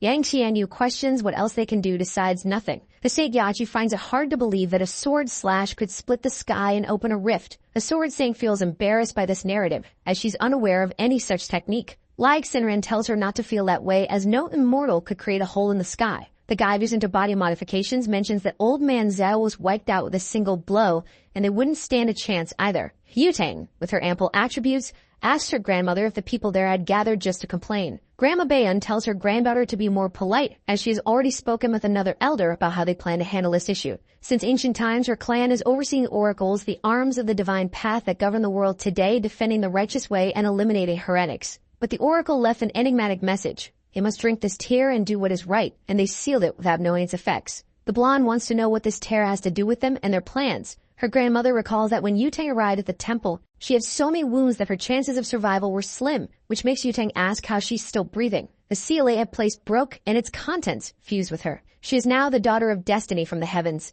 This is their trump card, and they need to help Yutang cultivate. One of them suggests bringing in a man from his clan to pair with her, aiding her cultivation. But the woman with the slight shadow says it needs to be someone with a pure yang body, shocking Yutang that they're taking this seriously. A man with such energy is naturally very handsome, so they would have to choose the most beautiful, which further annoys Yutang. The guy with the piercing mentions that he must also be young, as an age difference would be counterproductive, so they should look in schools. That's why there's a beauty contest in progress. Hearing this, Yutang is upset that she doesn't have a say in the matter. Now the red-eyed girl learns about this new plan. It's necessary for Yutang to double her cultivation. There will be a beauty contest among students, putting him on the list of potential candidates. She wants him to win it, as it would bring them closer to the Phoenix Group and the Daughter of Destiny. In the meeting, they also mention something else, and she wants to hear it. They plan to use all they can to find the Emperor and His Majesty. After hearing this, she releases the guy to leave. But a week has passed since everything, her aura still hasn't recovered. This body is weak, and since her last resurrection, her foundations have been damaged. Even if this world isn't dangerous, things have become complicated with the rebellion of the magic sword, as the Emperor and the demon sword are her enemies. She will remain hidden as Han Xingyu for now, but once she recovers, she will pursue the sword first. She says she'll keep the pot, and the man tells her and move to the next counter. He also asks if she likes monarchs, which embarrasses her. A small girl with foxy ears greets her master. She asks if he's all right, but the young man is meditating, deeply focused. However, he had instructed her to keep an eye on Yutang with the paper doll, so she summarizes the meeting's events. She didn't hear everything clearly, but she mentioned the beauty contest and how they want to double Yutang's cultivation to face the demon queen. Additionally, they're searching for her master and the demon, so he dismisses her as he needs to focus. The use of forbidden techniques affects his mortal body, making it feel as if he has no power left, so he must keep Lin Mo under the radar for a while. He makes a precise move on the board. His opponent has lost to him once again. She acknowledges this but thinks she only let him win because he was kidnapped because of her, believing that a mortal would never truly be her. She recalls that she promised him a wish if he won, assuming it would be something like going out together or something typical. To her surprise, he says that's boring and suggests they discuss it another time. She hadn't played well today, she seems sleepy and should have washed her face before coming to school. This infuriates her, as she tried to be nice to the mortal, but it only inflated his ego more. She vows never to let him win again. A young woman greets Lin Mo, mentioning that she hasn't seen him all day. She says there's a beauty contest and she and her sister would have voted for him, but he's not on the list. He finds it too tedious and has no interest in participating. It's hard to believe that someone so vain would find a contest like this boring. So she thought that he was actually playing hard to get, so she decided she would be the one to sign him up for the contest. It seems that organizing such a contest at schools was way too easy. So far in the first place belongs to a smelly nerd with visual impairment. She refuses to marry this clown. Until, among them, she came across Lin Mo. In front of her phone, the girl called her friends over to see something. It was a video of Shen playing the guitar. The guy's charisma made them a bit wet. In their mouths, of course. But she said they were animals, devouring Lin Mo with their eyes. Wisely, one of them pointed out that the same person criticizing had liked and saved that video. Not to mention she even downloaded it to watch later alone in the dark, which is very suspicious. Trying to defend herself, she said they were just classmates and it was merely sympathy on her part. Ready to stir up trouble, her friend said she knew the girl desperately wanted to sleep with Lin Mo in the same bed. She shouted back that she would love to do that because he's handsome, fit, and well endowed, and if she was being honest, it shouldn't be a problem. From afar, two envious boys called her superficial, but in truth, they wished they were the target of that attention. He swore he would win the contest, spending 8 hours a day taking care of his photos. Lin Mo had already surpassed him, and first place was an immature clown who looked like a pet shop animal. He said he would work even harder, but his friend brought him back to reality, saying he didn't stand much of a chance. Someone mentioned that the great Shen Lishan was there. The androgynous and feminine boy with a genetic visual deficiency walked through the corridors being harassed. Then he said he was done for the day, because now he wanted to talk to Yu Tang alone. She thought he might not even know the real reason for the contest, but she was curious to know what he had to say. With a different voice, he said he hoped to continue receiving their support. But Yu Tang noticed this change. The boy approached with some cookies he had made for her, but his voice changed when he asked her to try one of them. But she refused to eat anything that clown made as he looked like someone who didn't wash his hands. She left calling him disgusting, but she noticed that the voice effect produced by the divine demon didn't affect her. Perhaps it's because she is the daughter of destiny. Yu Tang was definitely irritated, feeling disgusted by the guy with glasses. She knew he was a cultivator using this ability to get attention from girls, and she didn't want to join him. But he was already on her grandmother's list, so she might not be able to tell her who he really is. While she sat at the table, her friend said Lin Mo had shown up. It's too rare to see him alone. Shen has been attracting all the girls lately, and Yu Tang had forgotten he was in second place. Her friend said she should go talk to him, which made her blush completely. She was so embarrassed that she hadn't even thought of it as a possibility, because they are just friends and nothing more than that. However, she didn't finish the sentence. Her mouth refused to say they were just friends. She remembered when he playfully punched her in the side. In fact, they are just a pair of friends. But that's not what her memories tell her. She quickly remembered his shirt being open, revealing a modestly defined chest. Her friend said she didn't hear her properly and wanted to know if they were just classmates. However, saying that with a nosebleed was not convincing at all. Thinking about what she felt for that boy, she hurried out of the cafeteria.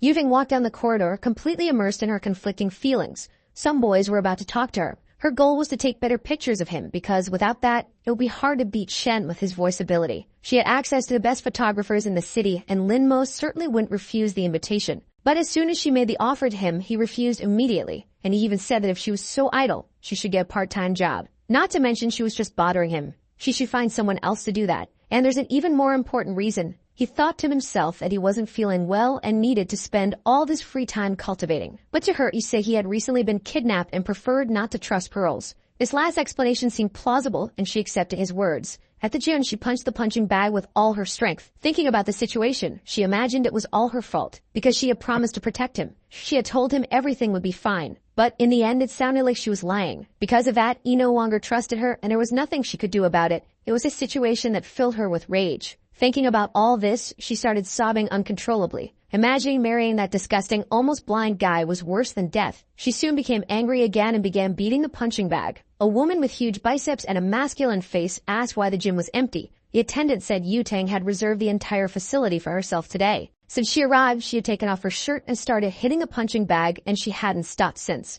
A wealthy girl who paid for this, and she's just a student. She had wanted to fight someone for a while, and this was a good opportunity. The guy said it was a bad idea because the little girl was angry with life. But the woman said she didn't care and even suggested giving the girl her money back because she didn't mind. Approaching her, she said the girl wasn't bad but lacked endurance. And she introduced herself as the personal trainer of the gym, Hai Yun. The girl told her to leave. Otherwise, she would beat her up. Full of attitude, the juice-drinking friend said if the little girl didn't keep her promise, she would be a big coward. Outside, bystanders watched as her body flew out of the first-floor window. As if that wasn't crazy enough, the blonde girl jumped through the window, ready to fulfill her promise of beating that woman up. No one knew why they were fighting, but it looked more like a one-sided beating. Her mask had fallen off, and the person begged the young cultivator to spare her life. Removing the mask, she wanted to know why she was wearing it. She had a scar on her face, and the blonde said it didn't make any difference. She was teased either way. However, she still had unfinished business and hoped to beat her up as promised. She promised that if she touched her again, things would be different, and she would end up with a cement block at her feet littered with the fish.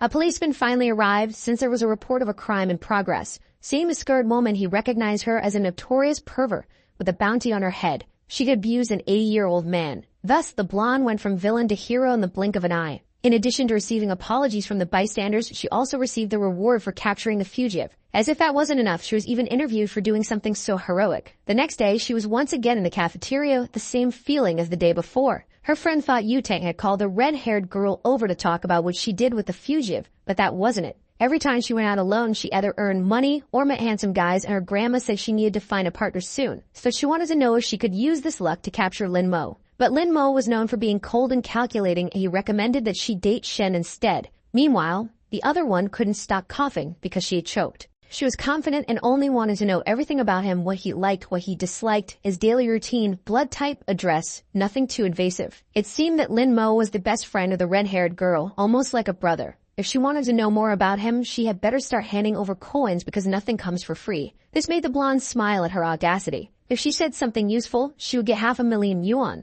But if she talked nonsense, the redhead didn't even listen and said she was a woman of her word. Pulling something out of her bra, she said there was no turning back now. All those notes were related to his habits and interests, which she had been collecting over time. Now the blonde found herself overwhelmed with material to decipher. However, there was one thing she could confirm in advance. Every day at lunch, he didn't eat in the cafeteria. He got his meal and disappeared. But the blonde had already noticed this too. A friend said he played chess on the terrace with a girl every day. As soon as she heard it was a girl, the blonde felt a wave of jealousy and wanted to know who this bold person was. Pointing to where the food was, she said the girl was right over there. So the blonde turned to see who it was, as she had never heard of anyone playing chess at the school. It was the red-eyed girl, Han Cindy. Upon seeing this, the blonde became even more surprised. She hadn't expected that. Then, looking at her, she remembered something. She was dead. She kept saying and repeating it. Because of a stupid game, she was ignoring her friend's life. Her friend told her to be careful because Hang Xingyi was a strong competitor, but the blonde said they were friends. At least they were that once. Sitting on the terrace under the cloudy sky, she said he had finally arrived. He said the weather was bad and that there were plenty of empty rooms.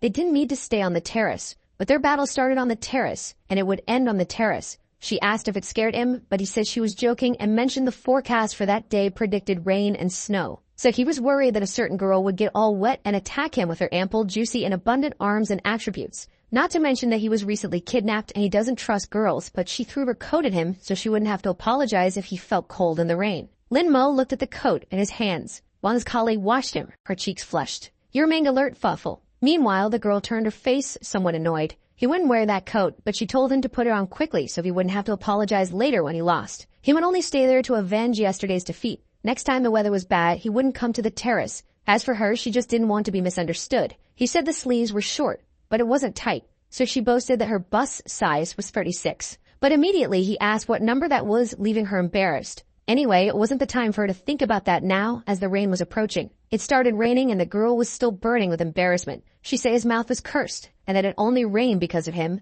but he had just read the news. That was enough for him, and he said he was going home. As soon as he turned his back, she told Lin Mo to stop. What she lost, he told her to wash her face and come back, and that's what she did. And now it was raining. Today they would play no matter what. Trying to be spontaneous, she invited him to play because she needed to beat him today. Looking at him, she felt annoyed because of the expression on his face. Irritated, she told him to go home if he didn't want to play with her. The girl stood in the rain, her clothes becoming transparent, feeling upset with Lin Mo. After venting, she looked at him discreetly. To her surprise, Lin Mo agreed to play, but only one match. Now was his turn in the game. Realizing they were about to play, she looked at him a bit happier. Only to say that, actually, it was her turn to play. Because she was so powerful, she spent much of her life being feared, never having a friend or anyone she could trust. She was prepared to be the queen of demons, to commit genocides and lead. She didn't need to feel affection for anyone, but she managed to feel that in this world. Someone who accepted her spontaneous invitations. Someone who wanted to do things she liked to do in her company. For the first time, she felt joy in doing something like that. He sneezed and the little girl wanted to know if her master was okay. He said he was fine and wanted to know how the Dark Gate was doing. Everything was fine. She had published all the Sinan she had received from him, and 8 had already been sold. That way, and there would be compasses for her to find yin energy, so the demonic sword wouldn't dare to be so aggressive. She should hide everything related to cultivation at home until the wall that was destroyed could be repaired. Suddenly, a woman appeared, calling him by name. She wanted to know what he had done with Yutang as she had received several gifts from her, and the girl said she wanted to talk to him. Lin Mo said he had done nothing and hoped she would knock on the door next time. But they had guests and she wanted him to go downstairs to greet them, but it would be a hassle for him and he needed to take a bath. This upset her because Yutang was after him and he ignored her, but a marriage between them would be excellent for his family. She returned and asked the blonde to wait because Lin Mo was taking a bath to look even more handsome. The woman said she, her husband, and her son needed to leave and the blonde could stay with Lin Mo, but she just wanted to tell him something and leave right after. She called her husband to leave and said they would only return the next day after lunch, but the blonde said it wasn't necessary. The poor blonde just wanted to apologize, but the more she spoke, the more she was misunderstood. She was so nervous that she felt the need to go to the bathroom. So she began walking around the house looking for the bathroom. Then she saw a small crack open in a door. Unexpectedly, Lin Mo came out wearing only a towel, showing off his chiseled physique with no apparent fat, like a Greek deity. That's when he noticed someone standing in front of him, wearing just a towel. With the bulge clearly visible, he told her to say what she came to do there. But her thoughts were racing as all she wanted was to get a closer look at that bulge. She apologized, saying she was looking for the bathroom and didn't know where it was. She insisted she hadn't seen anything, hadn't looked at anything, and that it wasn't her intention to see that bulge through the towel. And if she did see something, she'd already forgotten. But recalling the luck of the daughter of destiny, she started to wonder if her lustful thoughts had become reality.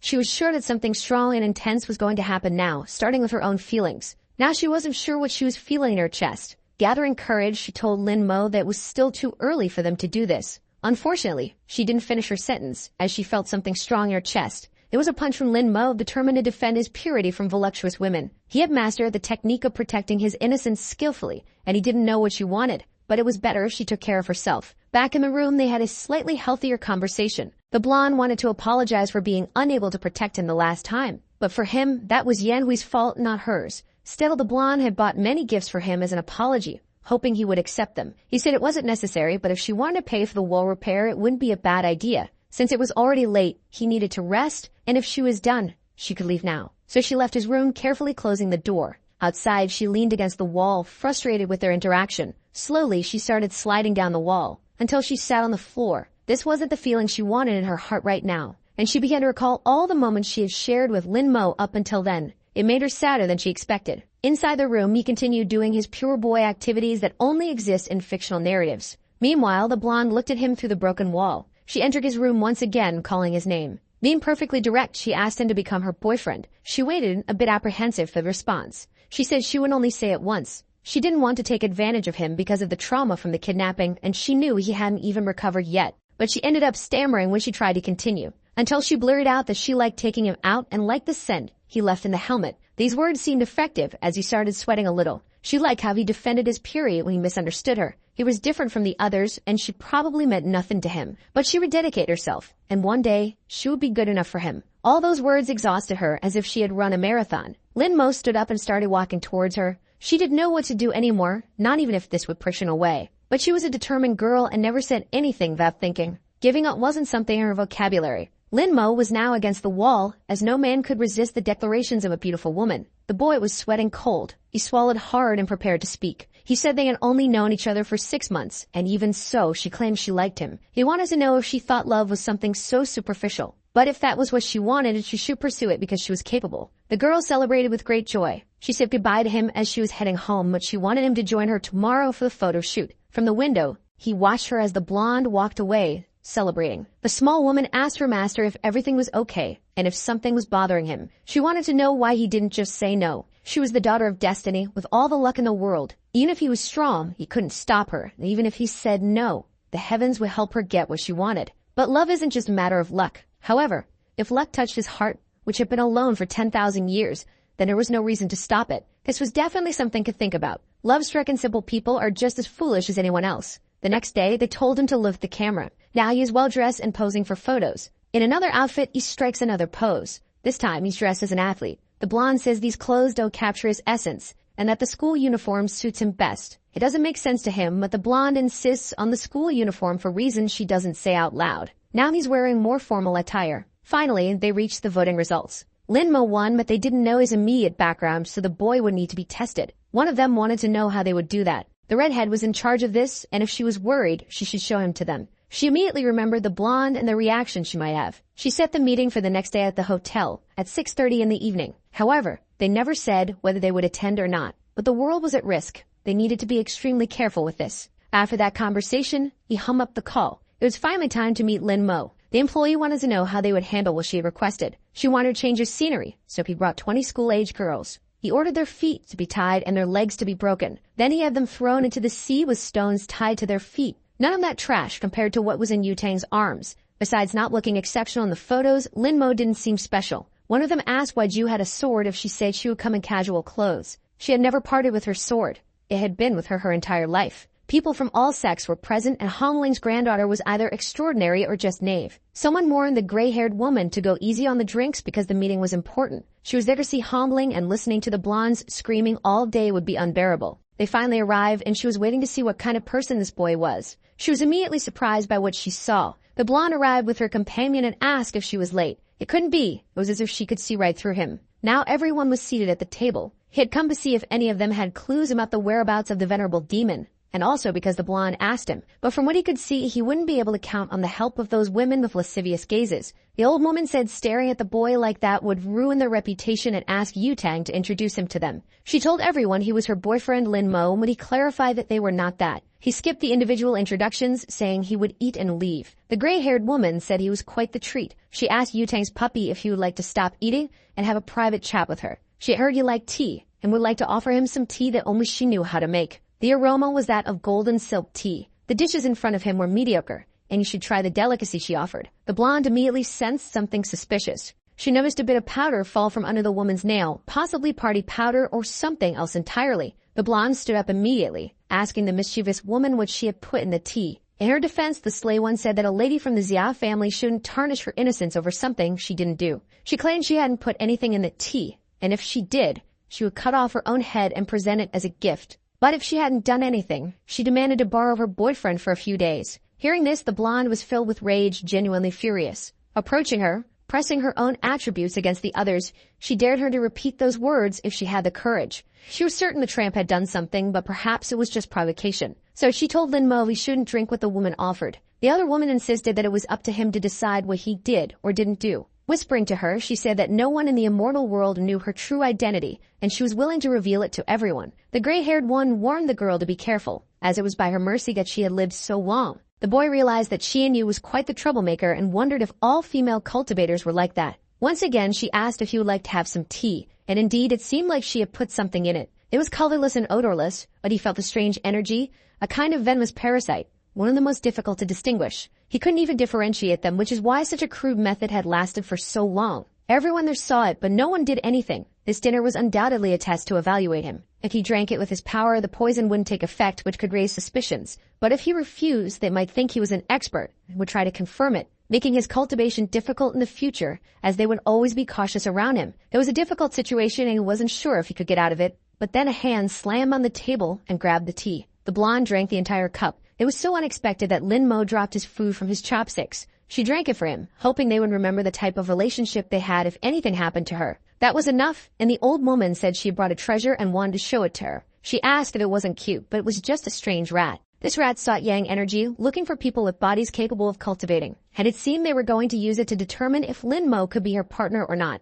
There was just one detail about this. In his family, not a single person had been able to cultivate for the past 18 generations. To her surprise, the rat began squealing non-stop. Without leaving the old woman's hand, it was practically going crazy. Everyone was shocked by the rat's intense reaction. The gray-haired woman told the old lady to let the rat move. As soon as she released it, it swiftly leaped across the table towards Lin Mo. Then it jumped at him, but he flicked it away with a single snap of his fingers. Since he was still eating, he asked the old woman to take care of her rat. But he said it didn't matter. It seemed her friends didn't like him, so he was leaving. However, the blonde asked him to wait. She wanted him to at least listen to what she had to say. The one with the blindfold said the rat was always shy. Even if it encountered a body with pure yang energy, it would just observe. Shocked, the old woman said it wasn't just a body with pure yang energy. Tearing up, she said it was the supreme body, something she had only heard of in legends. The Zhao family's daughter was too lucky, which made the old woman literally envious. What happened that night must remain confidential. Anyone who leaked the information would be severely punished. Thinking to herself, the gray-haired woman imagined that Yu-Tang wouldn't be able to resist his body. They left the place on her motorcycle. He wanted to confirm if there really was something in the tea,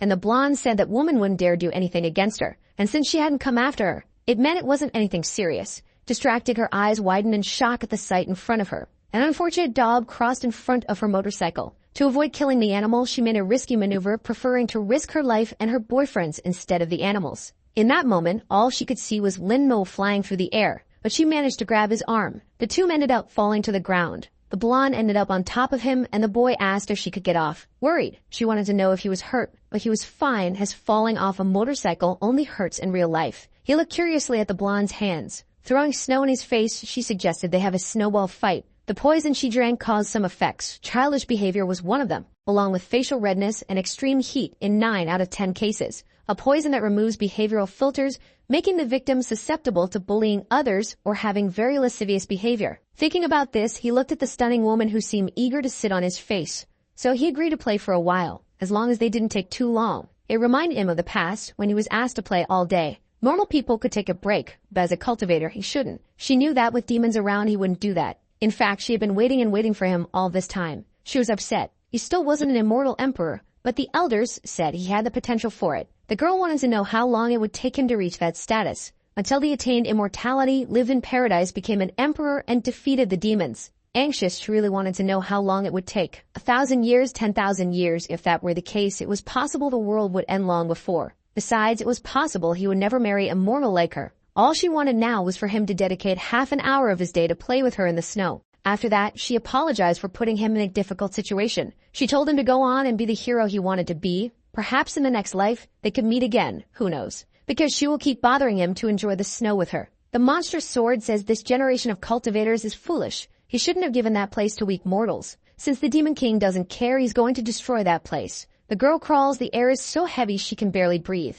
As soon as he gets close to her, the monstrous sword strikes with force. But the Emperor appeared to protect her. Angry at what the sword had done to the place, he launched a strike with his own sword. The monster was irritated because, despite being a demon sword, they had sent a novice to deal with it. He said his brothers would arrive soon and the sword wouldn't be able to escape. But the demon sword wanted to know who was faster, him dying or his brothers arriving. The battle continued with violence amid the burning village. A single blow had been devastating. Then he realized there was something worse than his wounds. The girl he had protected was now flying through the air. It was too late. The demon sword was eager to take her life. But then he noticed something was happening. His feet were being held. The monster told the novice he had been fooled. All his attention was focused on that woman, and now he couldn't move. His fatal blow would kill him, but the woman stepped in his place. He was shocked as she died in front of him. The monster lifted his hand, her body trapped in its claws. Shaking her, he threw the body aside as if it were nothing and said it was now the novice's turn. However, he couldn't complete his execution. The venerable demon was summoning him. He wondered if his master had learned of his unauthorized actions. Furious, the emperor demanded to know if he was a minion of the venerable demon.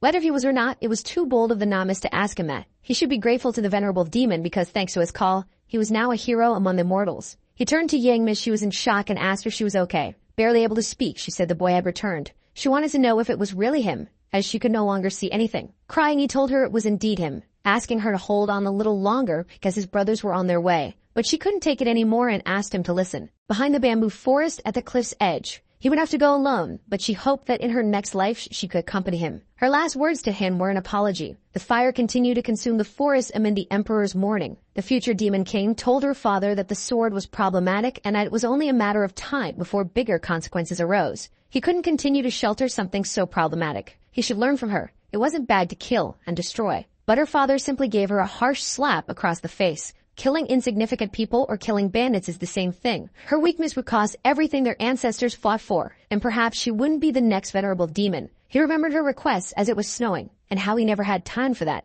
until his eyes met something. Looking at the moon, he recalled what she used to say, that if he kept practicing, his hair would turn gray. His memories made him cry, grieving. She told him to be a hero so they could meet in the next life. Now the one standing before him was the blonde, but he remembered the promise of his first love, that she would keep bothering him to play in the snow with her. All he wants now is to stop lamenting and not continue making the same mistakes. The blonde looked at the screen puzzled. She ended up encountering something unexpected. She needed to read it carefully. Wei Qian had attempted to take her own life and succeeded. She mourned for this woman. Soon after, another message appeared on the computer. The person wasn't well and was canceling that gaming team. Now she was furious with Heng Xinyi. All of this was undoubtedly her fault. If it weren't for the blonde, she and Xinyi wouldn't have ended up in this situation. Almost losing consciousness, she lamented for Wei Qian. Meanwhile, the ominous woman wanted to know what would happen if the blonde ceased to live right there. But she apologized as she hadn't imagined her family would put so much pressure on her because of a tournament. Then another person appeared before her saying that it wasn't true. It wasn't just about the game. She wanted to know how Heng Xinyi was there. Stabbing a knife into her chest, she asked if she really wanted to know how. If that was the case, she should think carefully about it. The truth about the matter. She was sure the blonde would find the answer eventually. Slamming her hands on the desk, the blonde asked her to wait. But now she was alone in the classroom. The blue-haired girl appeared and said it was lunchtime, asking if the blonde had eaten. Approaching her,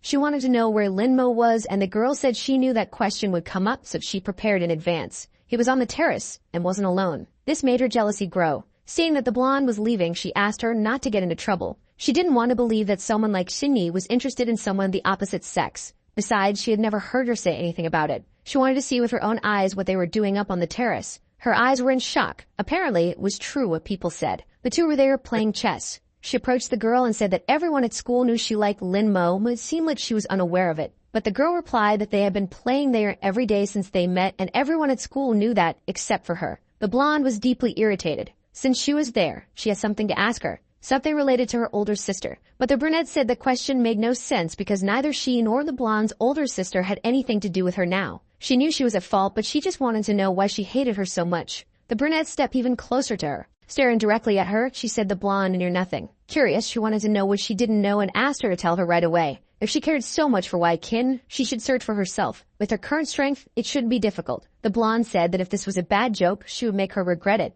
Touching Linmo's shoulder, she asked him to come with her. He could play with her, as she was good at it too. But the brunette held the blonde's arm while she did, leaving Linmo and the blonde perplexed. He didn't want their chess tradition to be broken and said the blonde was being too friendly with him. So if the blonde said she was his girlfriend and wanted to know what the brunette was, and she replied that she was the only one at his level in that game. Standing up, he said he didn't belong to anyone, and if they intended to talk, he would leave. Before he could leave, the blonde grabbed his arm. If he was going, he would go with her. Finally, he told Yutang that she was being very childish. She told him he could go and tell the teacher then. But the blonde didn't know why she felt this way every time she saw Linmo in that woman's company. Then Cindy grabbed her arm. This immediately sent the blonde into a fit of rage. It was the second time she had grabbed her like that. The brunette wanted to know if that was a problem, as she didn't care at all. Furious, the blonde said she had already told her that she liked Linmo. Burning with jealousy, she wanted to know if she was trying to steal him from her. The brunette said she was tired of the blonde harassing a boy like him. Manifesting her aura, she said she wouldn't repeat herself, and the blonde had better let go of her immediately. This irritated Cindy,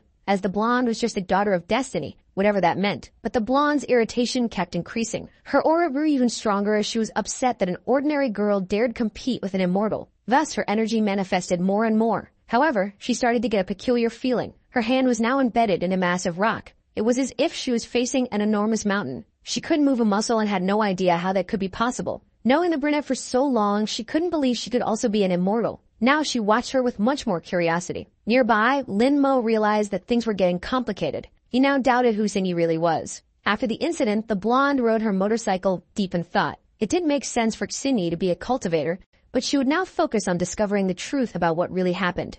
On the phone, someone told her they had obtained the recording she requested and that the incident involved, but she interrupted them, asking them to send the video immediately. Until then, there hadn't been anything suspicious in the recordings and she hadn't suspected anything. Since her luck was increasing, that dream must have had a meaning and now she needed to see it through to the end. Watching the video, she noticed something. It was the building near where the accident happened. In the recording, she could see Xianyu walking, and she recalled the veiled threat she had heard from her. Xianyu was attacking mortals again. This time she wouldn't forgive her. Inside a club, some guys mentioned that it was a privilege to be with the immortal from the Yang family. Focused on her phone, she told them to interact with each other and not to bother her. It seemed her mind was elsewhere. From what she had researched, Linmo was an ordinary person, but she suspected his past might have been concealed, a supreme body of pure Yang energy. It made her furious that the blonde had obtained something so valuable. A loud impact struck the door. It was the blonde arriving full of rage. The Bluebeard guy wanted to know what brought her there. She slammed her hand on the table with the recording. There was something she needed to ask Chienyu.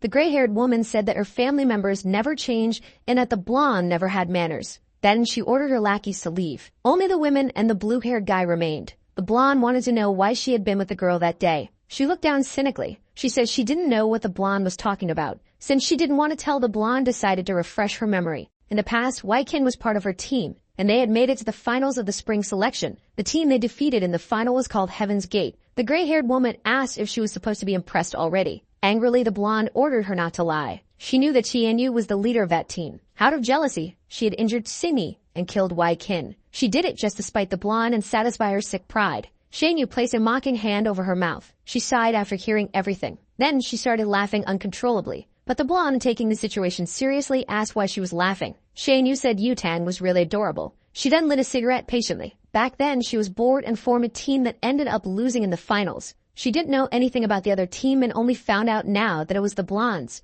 But if she had known it was her on the other side, she certainly wouldn't have missed a second opportunity. The blue-haired guy said that the gray-haired woman came from a traditional family of immortals and wouldn't waste her time with such trivial matters. Since she had been bored back then, she just wanted to walk a little. It didn't mean anything, and she claimed not to recognize that girl. Being in the same recording as her was just a coincidence. Grabbing the phone from her hands, the blonde questioned if it was really just a coincidence. They entered the building together and Tianyu came out after Wai Qin jumped. That wasn't a coincidence. But the gray-haired woman said many people passed through there and assuming she had anything to do with it was premature. However, if the blonde wanted to fight, she could go ahead as she wasn't afraid of her. This time, she would take it seriously and wouldn't hesitate for a second, so it was best for the blonde to leave before she got angry. Furious, the blonde kicked a nearby object. She told the woman to repeat what she said, and the blue-haired guy had to restrain her. He told her he would spare her today as a symbol of gratitude to her father. But as soon as she found the evidence she needed, she would destroy her and her entire family. After saying those words, she began to leave. The blue-haired guy said Yutang was too impulsive,